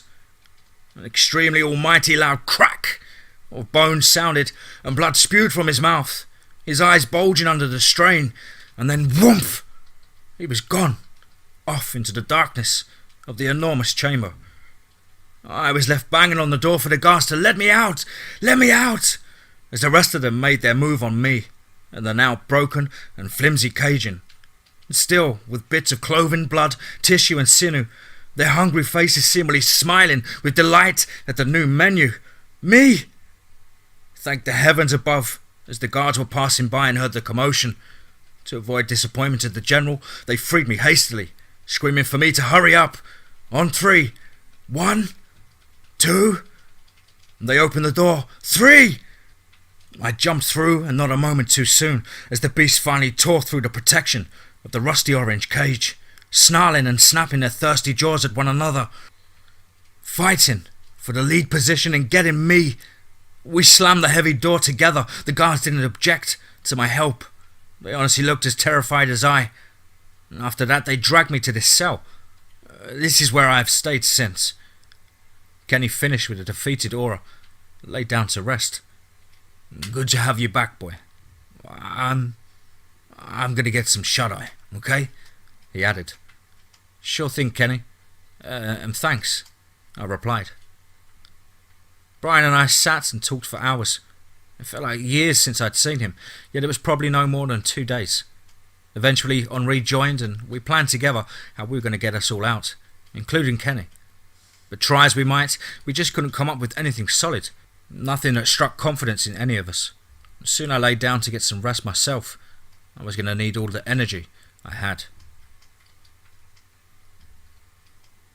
I was asleep for an unknown amount of time and then was awoken by Brian shaking me to get up. Get ready. What? What? I asked aloud. Shh. Brian pleaded. Listen. Do you hear that? He questioned. No, I can't hear anything, especially after being in a dog bowl, I replied, clueless but nevertheless interested to what he could hear. There, Brian said excitedly. Sure enough, as I focused my attention to the far wall leading to the doorway at the end of the tunnel, there was a 2-way radio. Faint, but definitely a 2-way radio. It was someone talking about arrivals and meeting points up the river. Also, the guard at the end of the tunnel, who was receiving the messages, made a comment or two about the Alpha and how he and some of the pack were not listening to commands or shocks from their defense systems rigged to each door within the Gauntlet's tunnels. It will wreak havoc on the compound as the Diablo dogs tear their way through to the surface level. Also, and it's a long shot, but maybe, just maybe, the Alpha is an intelligent being. He certainly seemed more than aware of his position and power. What if he could see or know that we meant no harm to him or his pack? We were also not the ideal meal. Yeah, that could work. That could be handy in the whole getting out of here thing, joked Brian, as we all couldn't help but laugh our asses off. Soon the radio conversation stopped and everything returned to normal. Sounds of the Diablo dogs and goodness knows what else. A couple of hours later, and the heavy door creaked open and was followed by the familiar footfalls of the guards, and this time there was 5 of them. They carried bowls of gruel and one carried 2 cups of water for all of us. Bon appetit, chuffed the larger of the guards as he kicked the bowls over to the centre of the cell floor. Don't look so down. You get to stretch your legs real soon. So eat up. You need your strength, he added as he turned to walk out. I noticed very acutely that he was a little closer than the general had been. I wasted no time in taking the opportunity to get even. I sprang up with my arms out in front of me and lashed the rusted chain over his head and around his throat with a snap. I tugged as hard as I could, slamming him back down on his head and the top half of his shoulders with a winding thud. He folded up on the floor and then straightened out, rigid as a board, as the wind being knocked out of him took hold of his guts. Gasping for air and blood rushing to his head, he screamed, "Help me!" before we were set upon again and beaten back to the walls as he scrambled to take his ass out of the cell door. "You lunatic! I will see to it personally that you have zero chance of escape," he spat, before storming off down the corridor. Myself and the guys left beaten and bruised, but none of us could contain our laughter. Brian seemingly crying tears of laughter, whilst Kenny slapped his knees. "Now he's gonna be on your ass every day. But it sure was funny, boy. It sure was," Kenny added. "Yeah, well, he deserved it. Am I right, eh?" I chuckled. "So, gentlemen, do we have any new ideas?" I quizzed, hopeful that this would all be over soon. "Well, boy, I'll tell you this," started Kenny. "They're going to put you in the gauntlet in the next couple of days. I don't know, to be honest. It could be tomorrow, or it could be today. It's all mixed up now. I don't even know how long I've been here, waiting to die, waiting for anything. Now you young boys have showed up. I gotta say, you lifted my spirits. I wish I could help you all more. Kenny said before Brian cut him off and said, "Hey, old man, we're going to get out of this, all of us. I promise you, David and myself, hell, even Henri over there, when he wakes back up, we're a force of our own. We can do this. We just need you to try one last time, okay?" "Okay, Kenny? How many levels are there again?" I asked the old man. "Well, from what I'd seen and heard, 6. We're on the 3rd.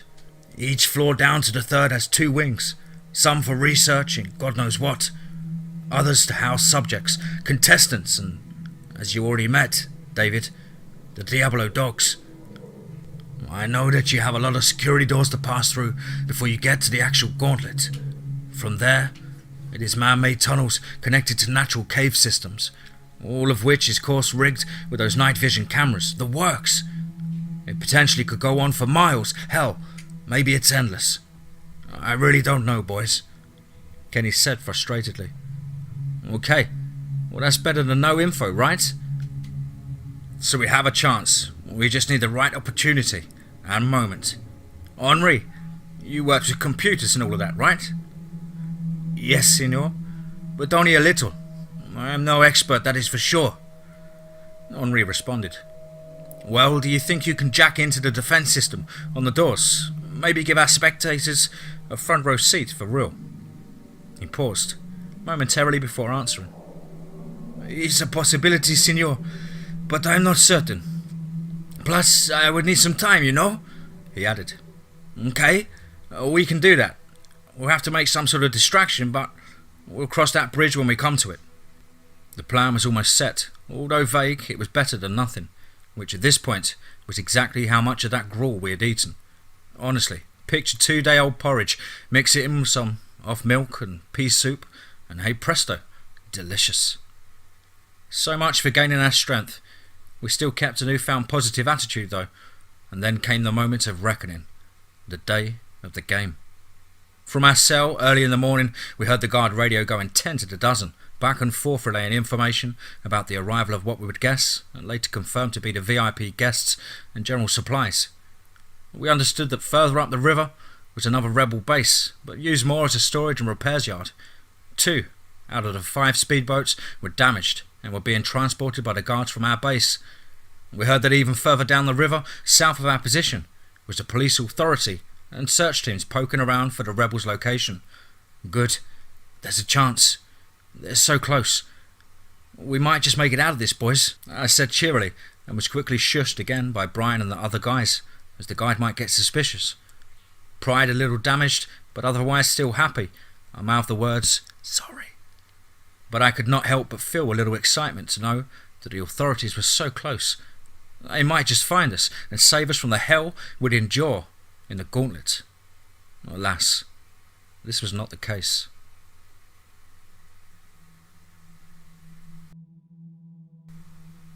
Escobar's Lost Journals. The Diablo Dogs. Chapter 9. All bets are off. Containment Wing, Floor 3. What must have been 12 hours later, the prominent sound of the heavy iron door being dragged open rang and screeched its way down the tunnel to our ears, followed by the heavy boots marching their way down to the cell. It was time. Gentlemen, we're almost done with the preparations and the guests are seated and ready for the show. How are you feeling today after your banquet meal last night, The General inquired, with that annoying bullshit tone of his. I'll take that as a yes, he declared, and then clapped his hands twice. Moments later, the team of guards moved in and began unshackling us and moving us in single file order into the tunnel. The General, already making his way to the door again, shouted, "Good luck, boys. You're gonna need it." He suddenly stopped and turned. "Oh, and when you're all dead and half-eaten, I'll come back here and finally put a bullet in that old man's head," he screamed, before once again leading the way out of the tunnel on the containment wing and down a series of turns and shorter tunnels. And then we descended an old mining lift that looked to be all of 60 to 100 years old. Its rickety descent was far more worrying than the Diablo dogs. Well, certainly at the time. It was a tight squeeze as myself, Henri, Brian were forced into the lift with around 4 guards in front and 4 at the rear. In fact, Brian cracked a joke how he bets the General always insists on taking this lift at maximum capacity. All in all, a massive sausage fest. He was cut short as the lift made a hard but safe landing on the basement level and rocked from side to side for a matter of seconds before a short alarm sounded and the cage door went up. The basement level was freezing and dampness clung to the atmosphere around us. Myself and Brian, much like Henri, were dressed for sweaty, scorching hot jungle. Not near negative.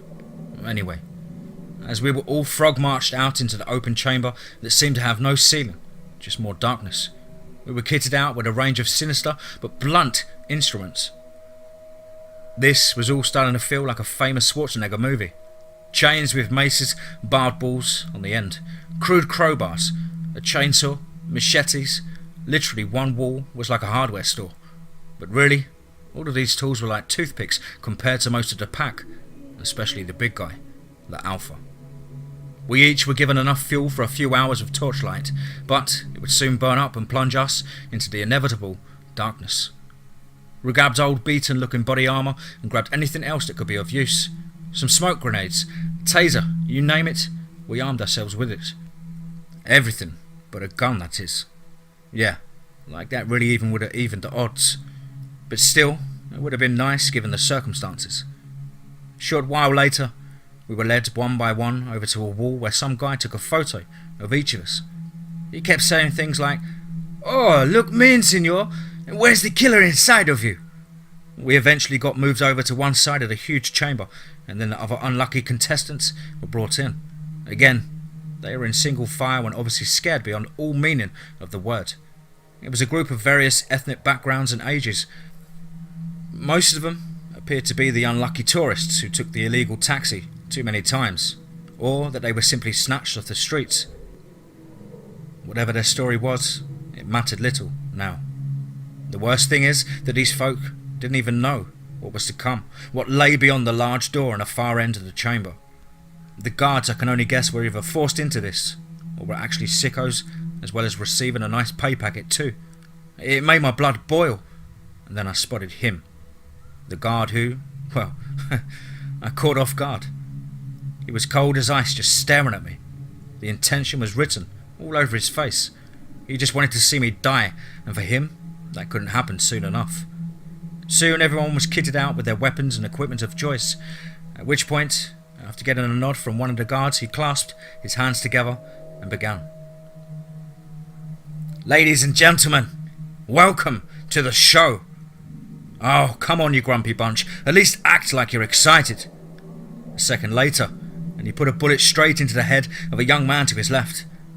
Apparently, he was trying to buy his own freedom, saying he was refusing to do as he was told. He screamed like a crazed loon.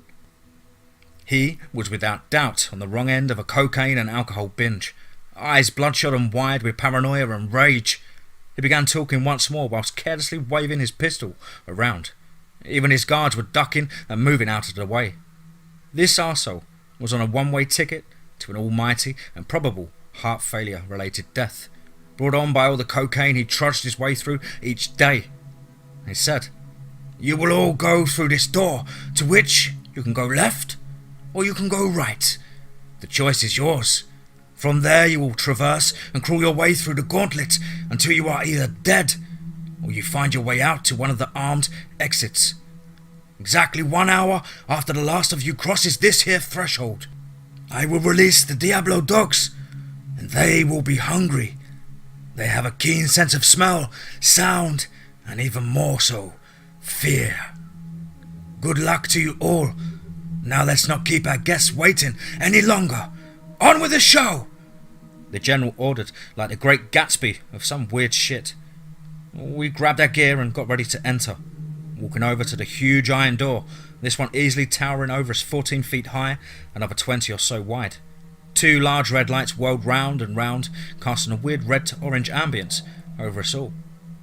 It screeched and moaned a low, agonising groan as the ground rumbled from its immense weight on the rollers, slowly revealing the dark, dank tunnels beginnings. We watched as some of the first people ran to the right, while small pockets like ourselves of 3 or 4 people slowly made their way in before turning left and disappearing into the echoing darkness. A loud klaxon sounded, and the immense door began its slow course back, all the while the general and his team of guards watched with smiles across their faces. The idiot that I surprised the other night before took one last opportunity to give me a cheeky, mocking wave with his fingers before the door sealed shut and the low hum of the electric defence system started up. "Well, gentlemen, left or right?" I asked, gesturing with my hands in the opposite direction. "Left," said Brian, who glanced towards Henri, who replied, "Left it is then, signors. Let's move." So there we were, off down the dark throat of hell above ground. Where it led to, nobody knew. But one thing was certain: the Diablo dogs were going to be loose in less than 54 minutes. We made good progress and covered a lot of ground, some of which was not so solid. More than one occasion, I or one of the guys lost our footing as we edged precariously along thin ledges hundreds of meters up. How high we didn't know for sure, as it was pitch black below as it was above.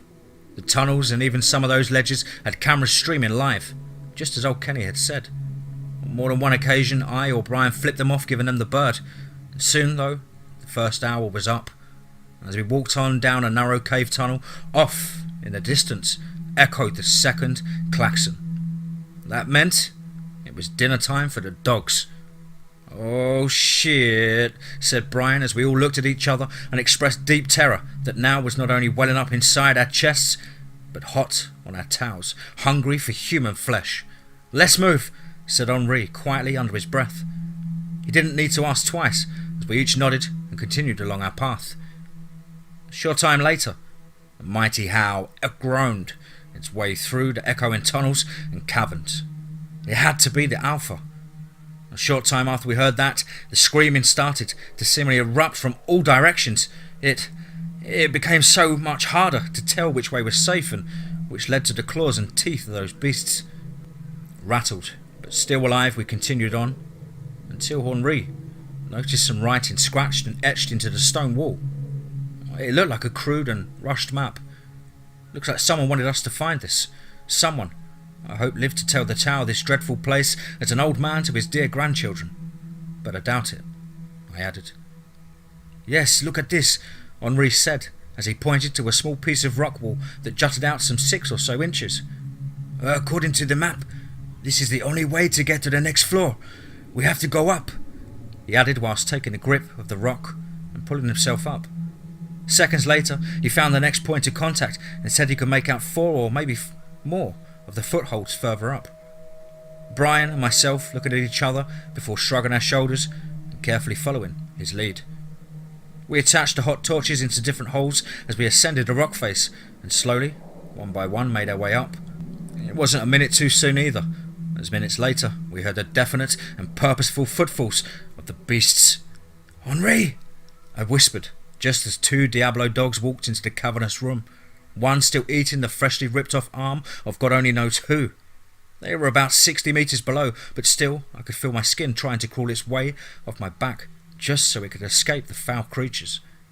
Just then a large piece of flaming rag and ash fell from the torch and spiralled their way down towards the feet of these hungry predators. I nearly gave up our position with a loud gasp, had I not already been fighting for breath already. A combination of past few weeks, lack of sleep, food, hell, being drugged wasn't fun either, and it was all starting to catch up with me. Just my luck for my body to start giving up whilst perched 60 metres up in the air, and 2 carnivorous beasts circling below. Yeah, that's just the way things go sometimes. We watched as it spiralled down and down, closer to the beast below, but out of sheer miracle and a momentary gust of cool air carried it back up over the dark cavernous pit below the creatures. Finally, and gracefully, into the opposite rock face, its glowing embers vanquished with a quiet tss. We held positions for what felt like an eternity, but eventually they moved on down the tunnel and out of sight, each of us nodding and rolling our eyes at how close that was right there. Sticking with our current route, we climbed further up until the floor was no longer visible, and again just darkness lay before us.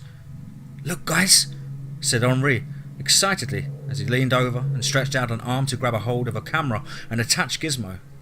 I had no idea what he was planning on doing or how it could benefit us, but we gave him a little more light, and soon he had dismantled the parts and looked more than pleased with himself. "Okay, we are ready, senors?" He gestured with his hand to the next footing. "I guess so, bro. I mean, I don't know what you just did or what you have in mind, but whatever it is, I got your back." "Yeah, Henri, we'll get out of this and you're moving in with me," added Brian. So dazed and confused, we one by one followed the route up into the darkness above, until eventually we made it to a small chamber. We regrouped and checked our supplies and surroundings. Everything was clear this far. Straight away I noticed something different to the previous level walls. I mean, sure, they were made of natural stone, carved out many generations ago or eroded by elements such as water and ice. But there was something else, something that I couldn't first put my finger on, and so, after scratching my head for a moment, we trekked on, out of the small chamber and down another unknown tunnel. The air smelt different on this level too. Again, I couldn't place my finger on it, but paid more attention to my surroundings, especially when another series of roars and screams for help sounded throughout the somewhere deeper in the system. Around 2 hours later, we were tired beyond all measures.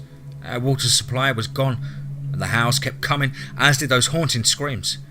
We searched and searched for another clue or map, anything else that could tell us where to go to get to the next level, when finally again we heard those heavy thudding paws heading our way fast. Very suddenly the footfalls broke into a sprint, and within seconds an enormous beast loped into the chamber. We were in, its eyes falling on me first and narrowing at the sight of me. To say it was a sinister stare would be an understatement. I wasted no time in grabbing the baseball bat with the attached nails and ran at the creature blindly swinging and filled with an unknown rage.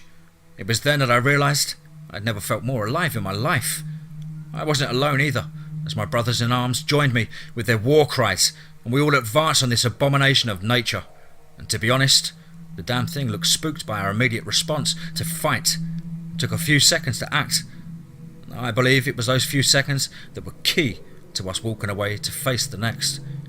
As I was on him, first, I swung the bat as hard as I could muster, aiming across the beast's head and face. Finding my target, it split on impact with the Diablo dog, and the nails kept it in place.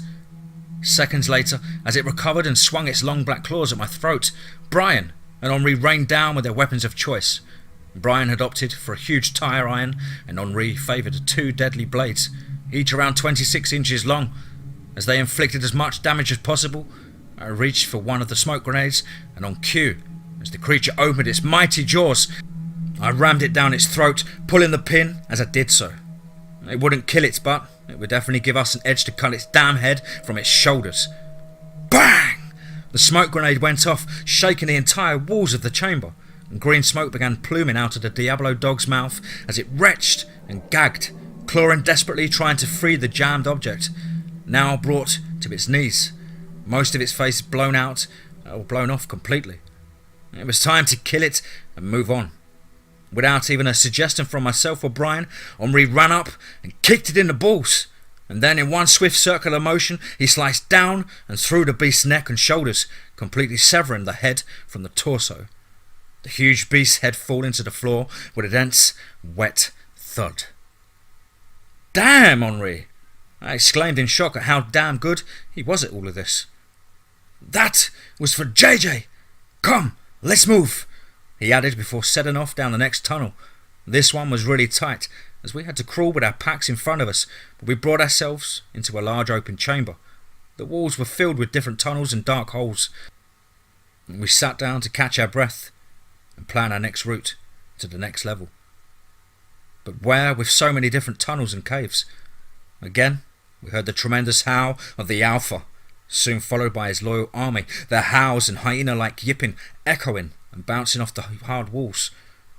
Gathering our packs and weapons, we moved on towards the end half of the large cave chamber, where we saw another one of the heavy iron doors, next to which was a keypad and such. And within moments, Henri had connected all the things he had jacked from the camera system, and was now connecting himself to the security system. He was not a moment too soon, again, as multiple Diablo dogs loped and strided out of the tunnels and into the centre of the chamber. "Blip blip!" sounded the system. "Yes!" Henri said aloud, and in fact, it was a little too loud, as instantly they detected our location and moved on our position. Just as all trace of us was about to be wiped off the face of the earth, there came a deep, low rumbling growl, and the Diablo dogs instantly backed off, cowering back to the far shadows. We were cornered. Why, what? Then all became clear as the enormous Alpha jumped down from one of the higher tunnels. The ground beneath him shook for seconds after his landing. He roared, and Brian and I could only pat Henri on the back to hurry up. "Please hurry, he's coming now. Yeah, really need to hurry now." And then whoosh, the heavy iron door squealed its way open, and Brian and I looked dumbfounded at how quickly Henri had done it. "I could kiss you, Henri," I said as we ran through the opening doorway and into the guards' complex. A moment longer, and we would have been ripped into tiny chunks and no doubt fed to his pack. We were out of the gauntlet, but straight into the fire, as alarms sounded loudly above our heads. I glanced over my shoulder and see the Alpha just reaching in his long muscular arm and dreaded black fingers trying to get to me. The concrete around the iron door cracking with every attempt to gain access to the room we were in. His roars terrified the now new contestants as some dropped everything and ran, whilst others grabbed weapons and began firing on the Alpha. That was obviously a very, very bad idea. Within seconds, he went from "I'm mad and I'm trying to get in this room" to "Oh, now I'm pissed, and by the time I'm finished, this room won't even exist." I mean, all out beast mode, as they fired on him. He stood up and then smashed his hands down and through the wall, holding him back and the door in place. "Oh, good Lord!" I said aloud as he ran through the incoming guards, who were more focused on bringing the Alpha down than dealing with us lot. We jogged our way down laboratory corridors and testing labs, more holding cells, etc. And soon the rest of the pack had broke through the defence team and were now making their way through the entire complex. Agonising screams and tyrannical roars rang out from every direction. We kept running until suddenly we were boxed in, as 3 of the creatures came running down from one end and 2 more from the other. We were stuck in the middle. "A door!" shouted Brian, and we scampered our way into the restroom. Stalls lined the wall in front of us, and at the back of each second stall was a small window just big enough to fit through. Without a second thought, I kicked open the door to the stall directly in front of me, and to my utter shock and amusement was the arsehole guard I choked with a chain. His face was priceless as the door flew off the hinges, and he caught it with a look of pure fright and his pants round his ankles. To add to things, he yelped like a child with fright before I laughed and landed a solid right hand on his chin, knocking him unconscious and giving me a foot up to the window. We each smashed our way through the glass, and not a moment was wasted as seconds after I'd pulled my legs out of the window and the restroom door exploded into splinters. The guard was just waking up from his short slumber, dazed and beaten, he uttered a single word. "Wait!" Before the lead, Diablo pounced on him, smashing the flimsy plywood stools to pieces and tearing the guard's flesh from his throat and face. His screaming gurgled and cut abruptly as his throat was completely removed. We turned tail and headed off towards relative safety to gather our thoughts on what we were to do next. "We need to get Kenny and then get the hell out of here," I said, tired but still determined to rescue the old boy. "Okay, senor, but it will be full with those beasts when we go back in. We need to find some guns and ammunition pronto," added Henri. "I think I have an idea. I mean, it's a crazy one and a long shot, but it might just work," I replied, then filling them in on my plan. "We go back in, locate some better weapons and locate Kenny. I spotted something rather odd whilst we were down there on the second level. I mean, I'm not sure, but I'm not 100%, but I could be right. See, I noticed that between some of the rock face, there was lines or veins, if you will. Veins of lead which appeared to be almost man-made because it was so smooth. Well, back when I was a kid, my father used to take me spelunking, which is basically caving and crawling around places where nobody goes. Well, one year we found this small chamber deep down in a system in sweet Cornwall in England. The walls of that chamber were smooth with lead veins. Under the thin layer of lead is a mineral called siliconsides galena, i.e. lead ore. If we struck it with a tool and it sparks, all in all, it can be highly explosive. It works almost like a fuse system, as there is a short delay and a strange humming sound emitted before boom, I said whilst gesturing the explosion with my hands. "Genius," replied Brian, and Henri nodded, adding, "Let's do this. Let's get Kenny and go home." "Well, don't forget, Henri, we came here for the gold and cash. I sure as hell intend on leaving with some before we make our way home." We slowly and surely made our way around the compound. It was arduous at best, traversing the long overgrown brush around the roofs and compound. All the while we could hear the screaming and ferocious roars of delight as beasts hunted prey. After a couple of minutes and a few walls later, we found a storage unit and opened the door to see what lay inside. "Jackpot," said Brian, reaching into a solid wooden crate and retrieving 2 Kalashnikovs. I grabbed a nearby crowbar and went to work on a long crate to my left. Inside this crate lay multiple AR-15s, brand new and ready to be used. "Looks like the odds just fell even, boys," I said, checking the gun over, hitting the safety off so to be at the ready. "Load up as much as possible and check some of the other crates. Maybe there's some explosives," I added, hopeful that we could increase our chances of getting out alive and in one piece. "Hey, over here," shouted Henri. Brian and I made our way around the crates and over to the far corner. "What you got, Henri?" I asked as I climbed over a stack of ammunition. "This, senors." He turned around and lifted up a large metal canister, then pulled a hose line that was attached until we found the end. "My God, it's what I've always wanted. A freaking flamethrower," said Brian, now standing with eyes as wide as a child on Christmas morning. "Okay, well, that's worrying, for starters, brother," I cracked. "Try it out, senor," added Henri, and so Brian strapped the large metal canister to his back, lifted the hose head. "Stand back," he warned before shutting the visor down on an old welding mask with a Grim Reaper skeleton face on it. I have to admit, it looked badass. Seconds later, he let loose the flamethrower out into the yard outside, sending a long arm of fire and fuel, at least 35 meters, maybe more. It was intense, and we could feel the heat coming from the fire.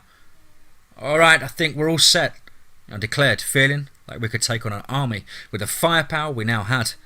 So exhausted and weighed down by the new equipment, we made our way to the north side of the main building. I flanked Brian and Henri as we stormed the entrance and took out the 4 armed guards waiting. The move was swift and deadly, and they never had a chance to return fire. I grabbed a key card from the body of one of the guards as he gasped and rattled one last breath, drowning in his own blood. And with a nod, I snatched it and ran it through the keypad entrance system. "Blip, blip! Yes, we're in! Let's go!" I said, waving Henri in and covering his 6, whilst Brian watched our rear. It was simple. We get in, we get to Kenny, and we get out as fast and problem-free as possible. Of course, that's never how things roll though, is it?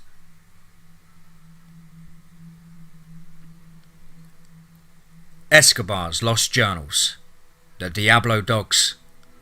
Chapter 10. Shoot to Kill. Let's get straight into that.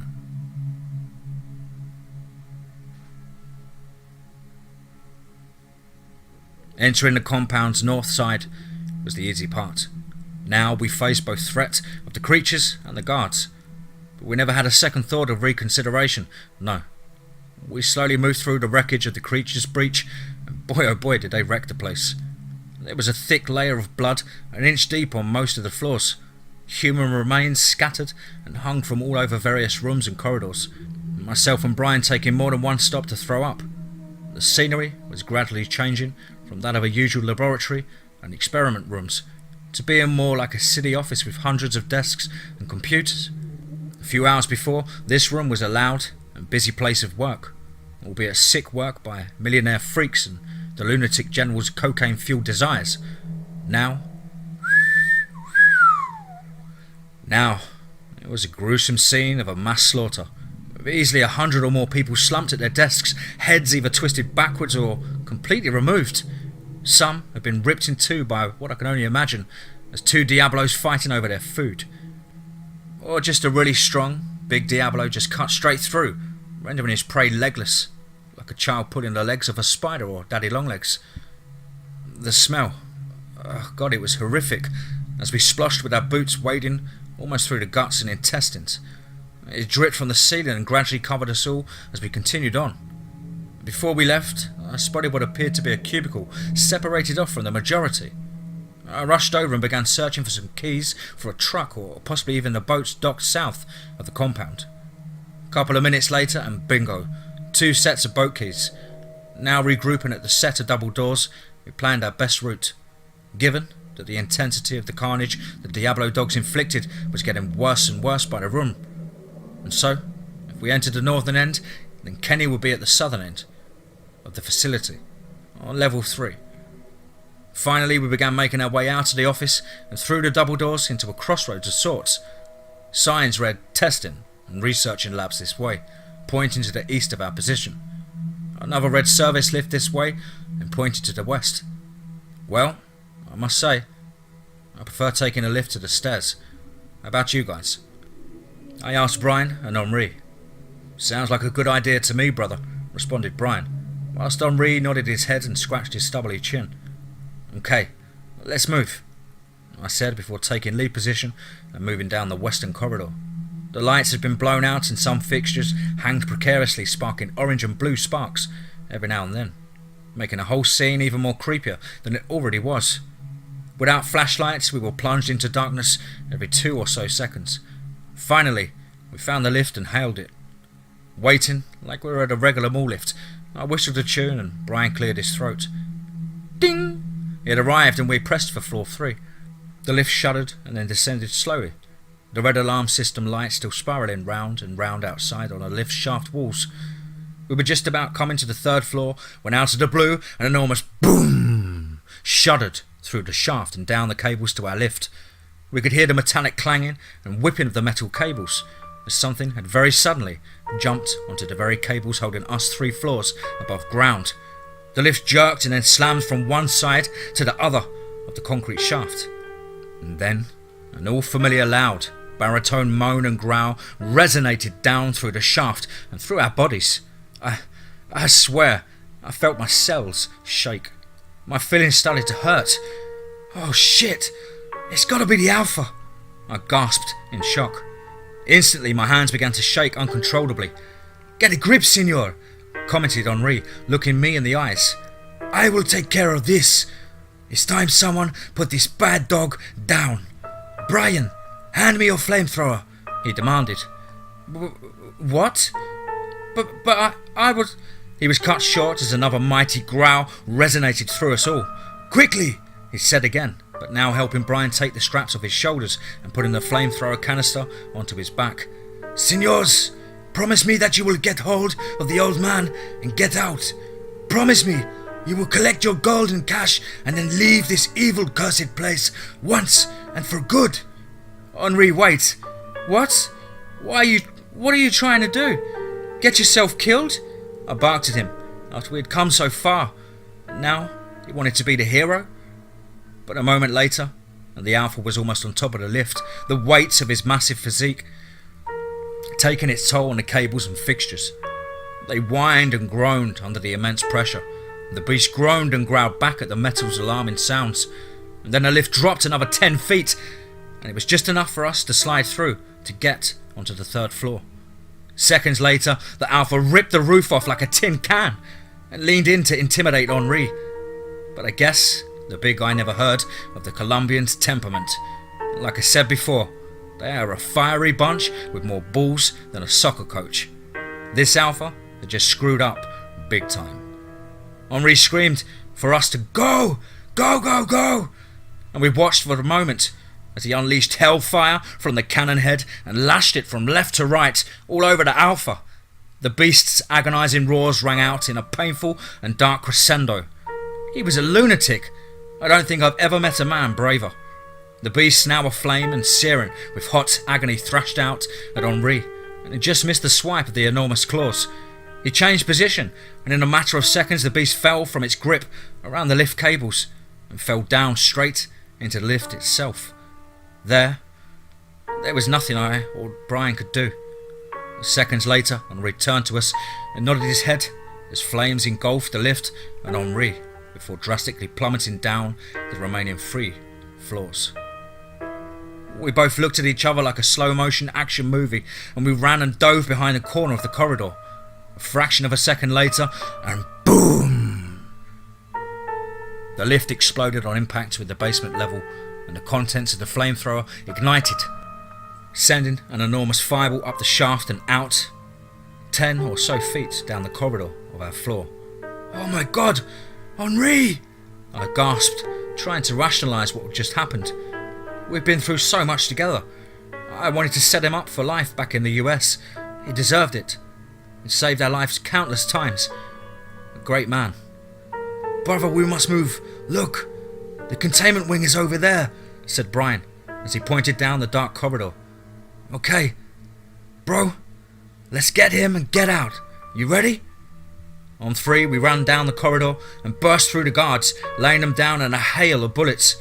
I swiped the keycard, and the old familiar creaking and groans of the iron door dominated the short tunnel down to Kenny's cell. Grabbing the keys from the guard, I ran with Brian down to the cell, and to our relief, he was waiting for us. Absolutely fine, with not a scratch on him or a clue on how messed up things were. We armed him with an AR-15 and a pistol and set off back down to the corridor outside the containment wing. We were moving at a good pace, and even old Kenny took the lead sometimes, checking blind corners, the works. Eventually, we found the stairs and managed to get to the 2nd floor before being blocked in with broken furniture and equipment. They must have trashed the 3rd floor above, and some must have come in here," I said aloud. "Yeah, let's not stick around to see if they still are, eh?" replied Kenny, still keeping a beady eye out for anything suspicious. We turned a corner and came face to face with a door unlike any other. This door was a dark oak, solid and strong. I swiped the key and then realised it was already ajar. Then I see on the first wall as I entered, hesitantly, a set of claws had raked their way across and down the wall, soon meeting with a puddle of blood. As the door fully opened, we could see multiple creatures, all either eating or grooming themselves. I counted several, and Brian shouted he had 2 more on his right. Kenny then said he had 1 more coming up for a closer look. "Screw this! I'm not dying here!" I screamed at the entire room of beasts before unloading 2 Kalashnikovs, soon followed by my good friends. We walked back to back and fired on anything that breathed. They all let out a mighty war cry of their own and rushed towards our position, leaping over bodies and sofas, tables and chairs. As soon as we cut our way through the horde of beasts, we noticed that the tables had TV monitors and keyboards. There were lifts with different location names, and a poster above the wall read, "See the slaughter up close, see the terror in Escobars Gauntlet." It then dawned on me, these people were not in uniform but rather fancy attire and expensive accessories. There was a buffet with the world's most exquisite delicacies. Wait, these dead people These were the rich sickos who paid to be here, who paid and placed bets against us on our very lives. Now, now they were completely destroyed. Unrecognisable pieces of flesh and tissue, white bones protruding grossly. Their faces, oh God, their faces told of the sheer shock and terror they endured right up to their very last moments. Decapitated heads with no apparent owner, frozen in time. Their faces screwed up with fright. These are the rich pricks that were making wagers on which one of us died first. Now look at their sorry asses. Oh, a Rolex. Well, if you don't need it, mate, I might as.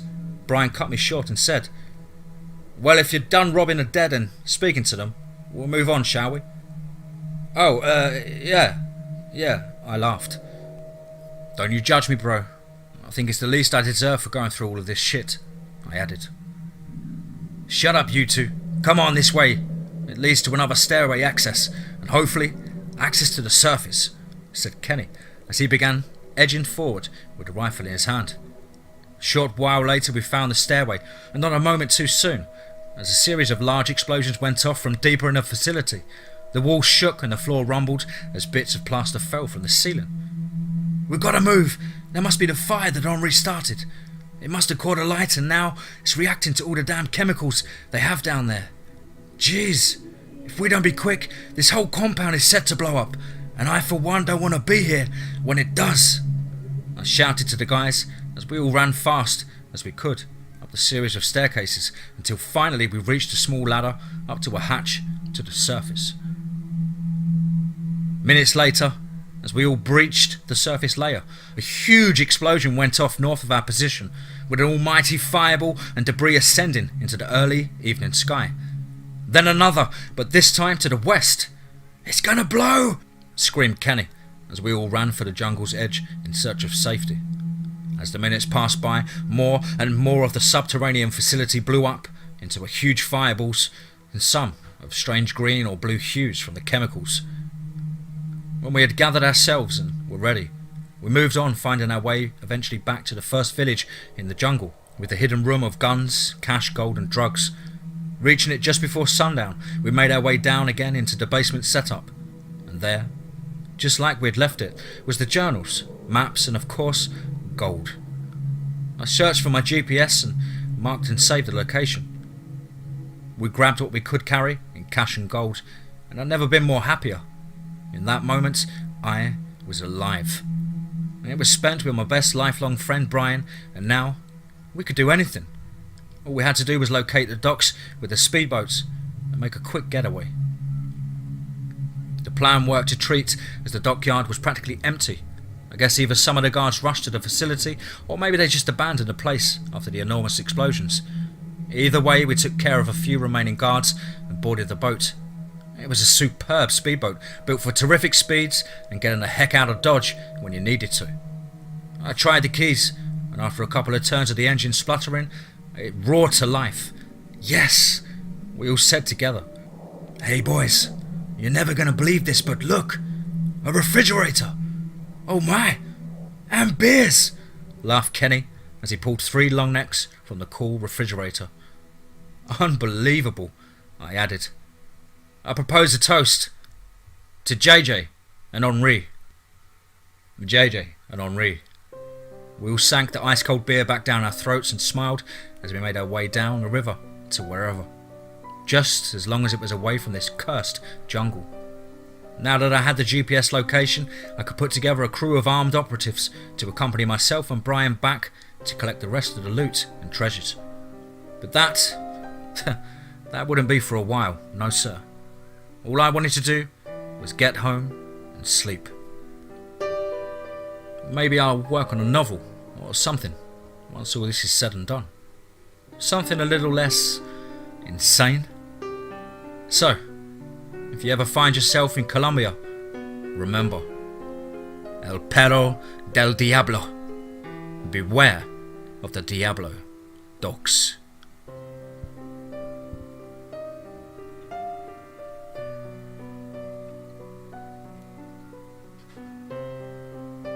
Wow. Hope you guys enjoyed that as much as I did writing I know there's been a bit of a delay between the uploads, but you know, I've got a lot going on at the moment. As ever, please do let me know down below in the comments what you thought. Please do like and share, help build this channel and our community further. I hope you all enjoyed this 20,000 subscriber special and are all well and happy and enjoying the beautiful, beautiful weather. And above all, remember, be safe, not sorry.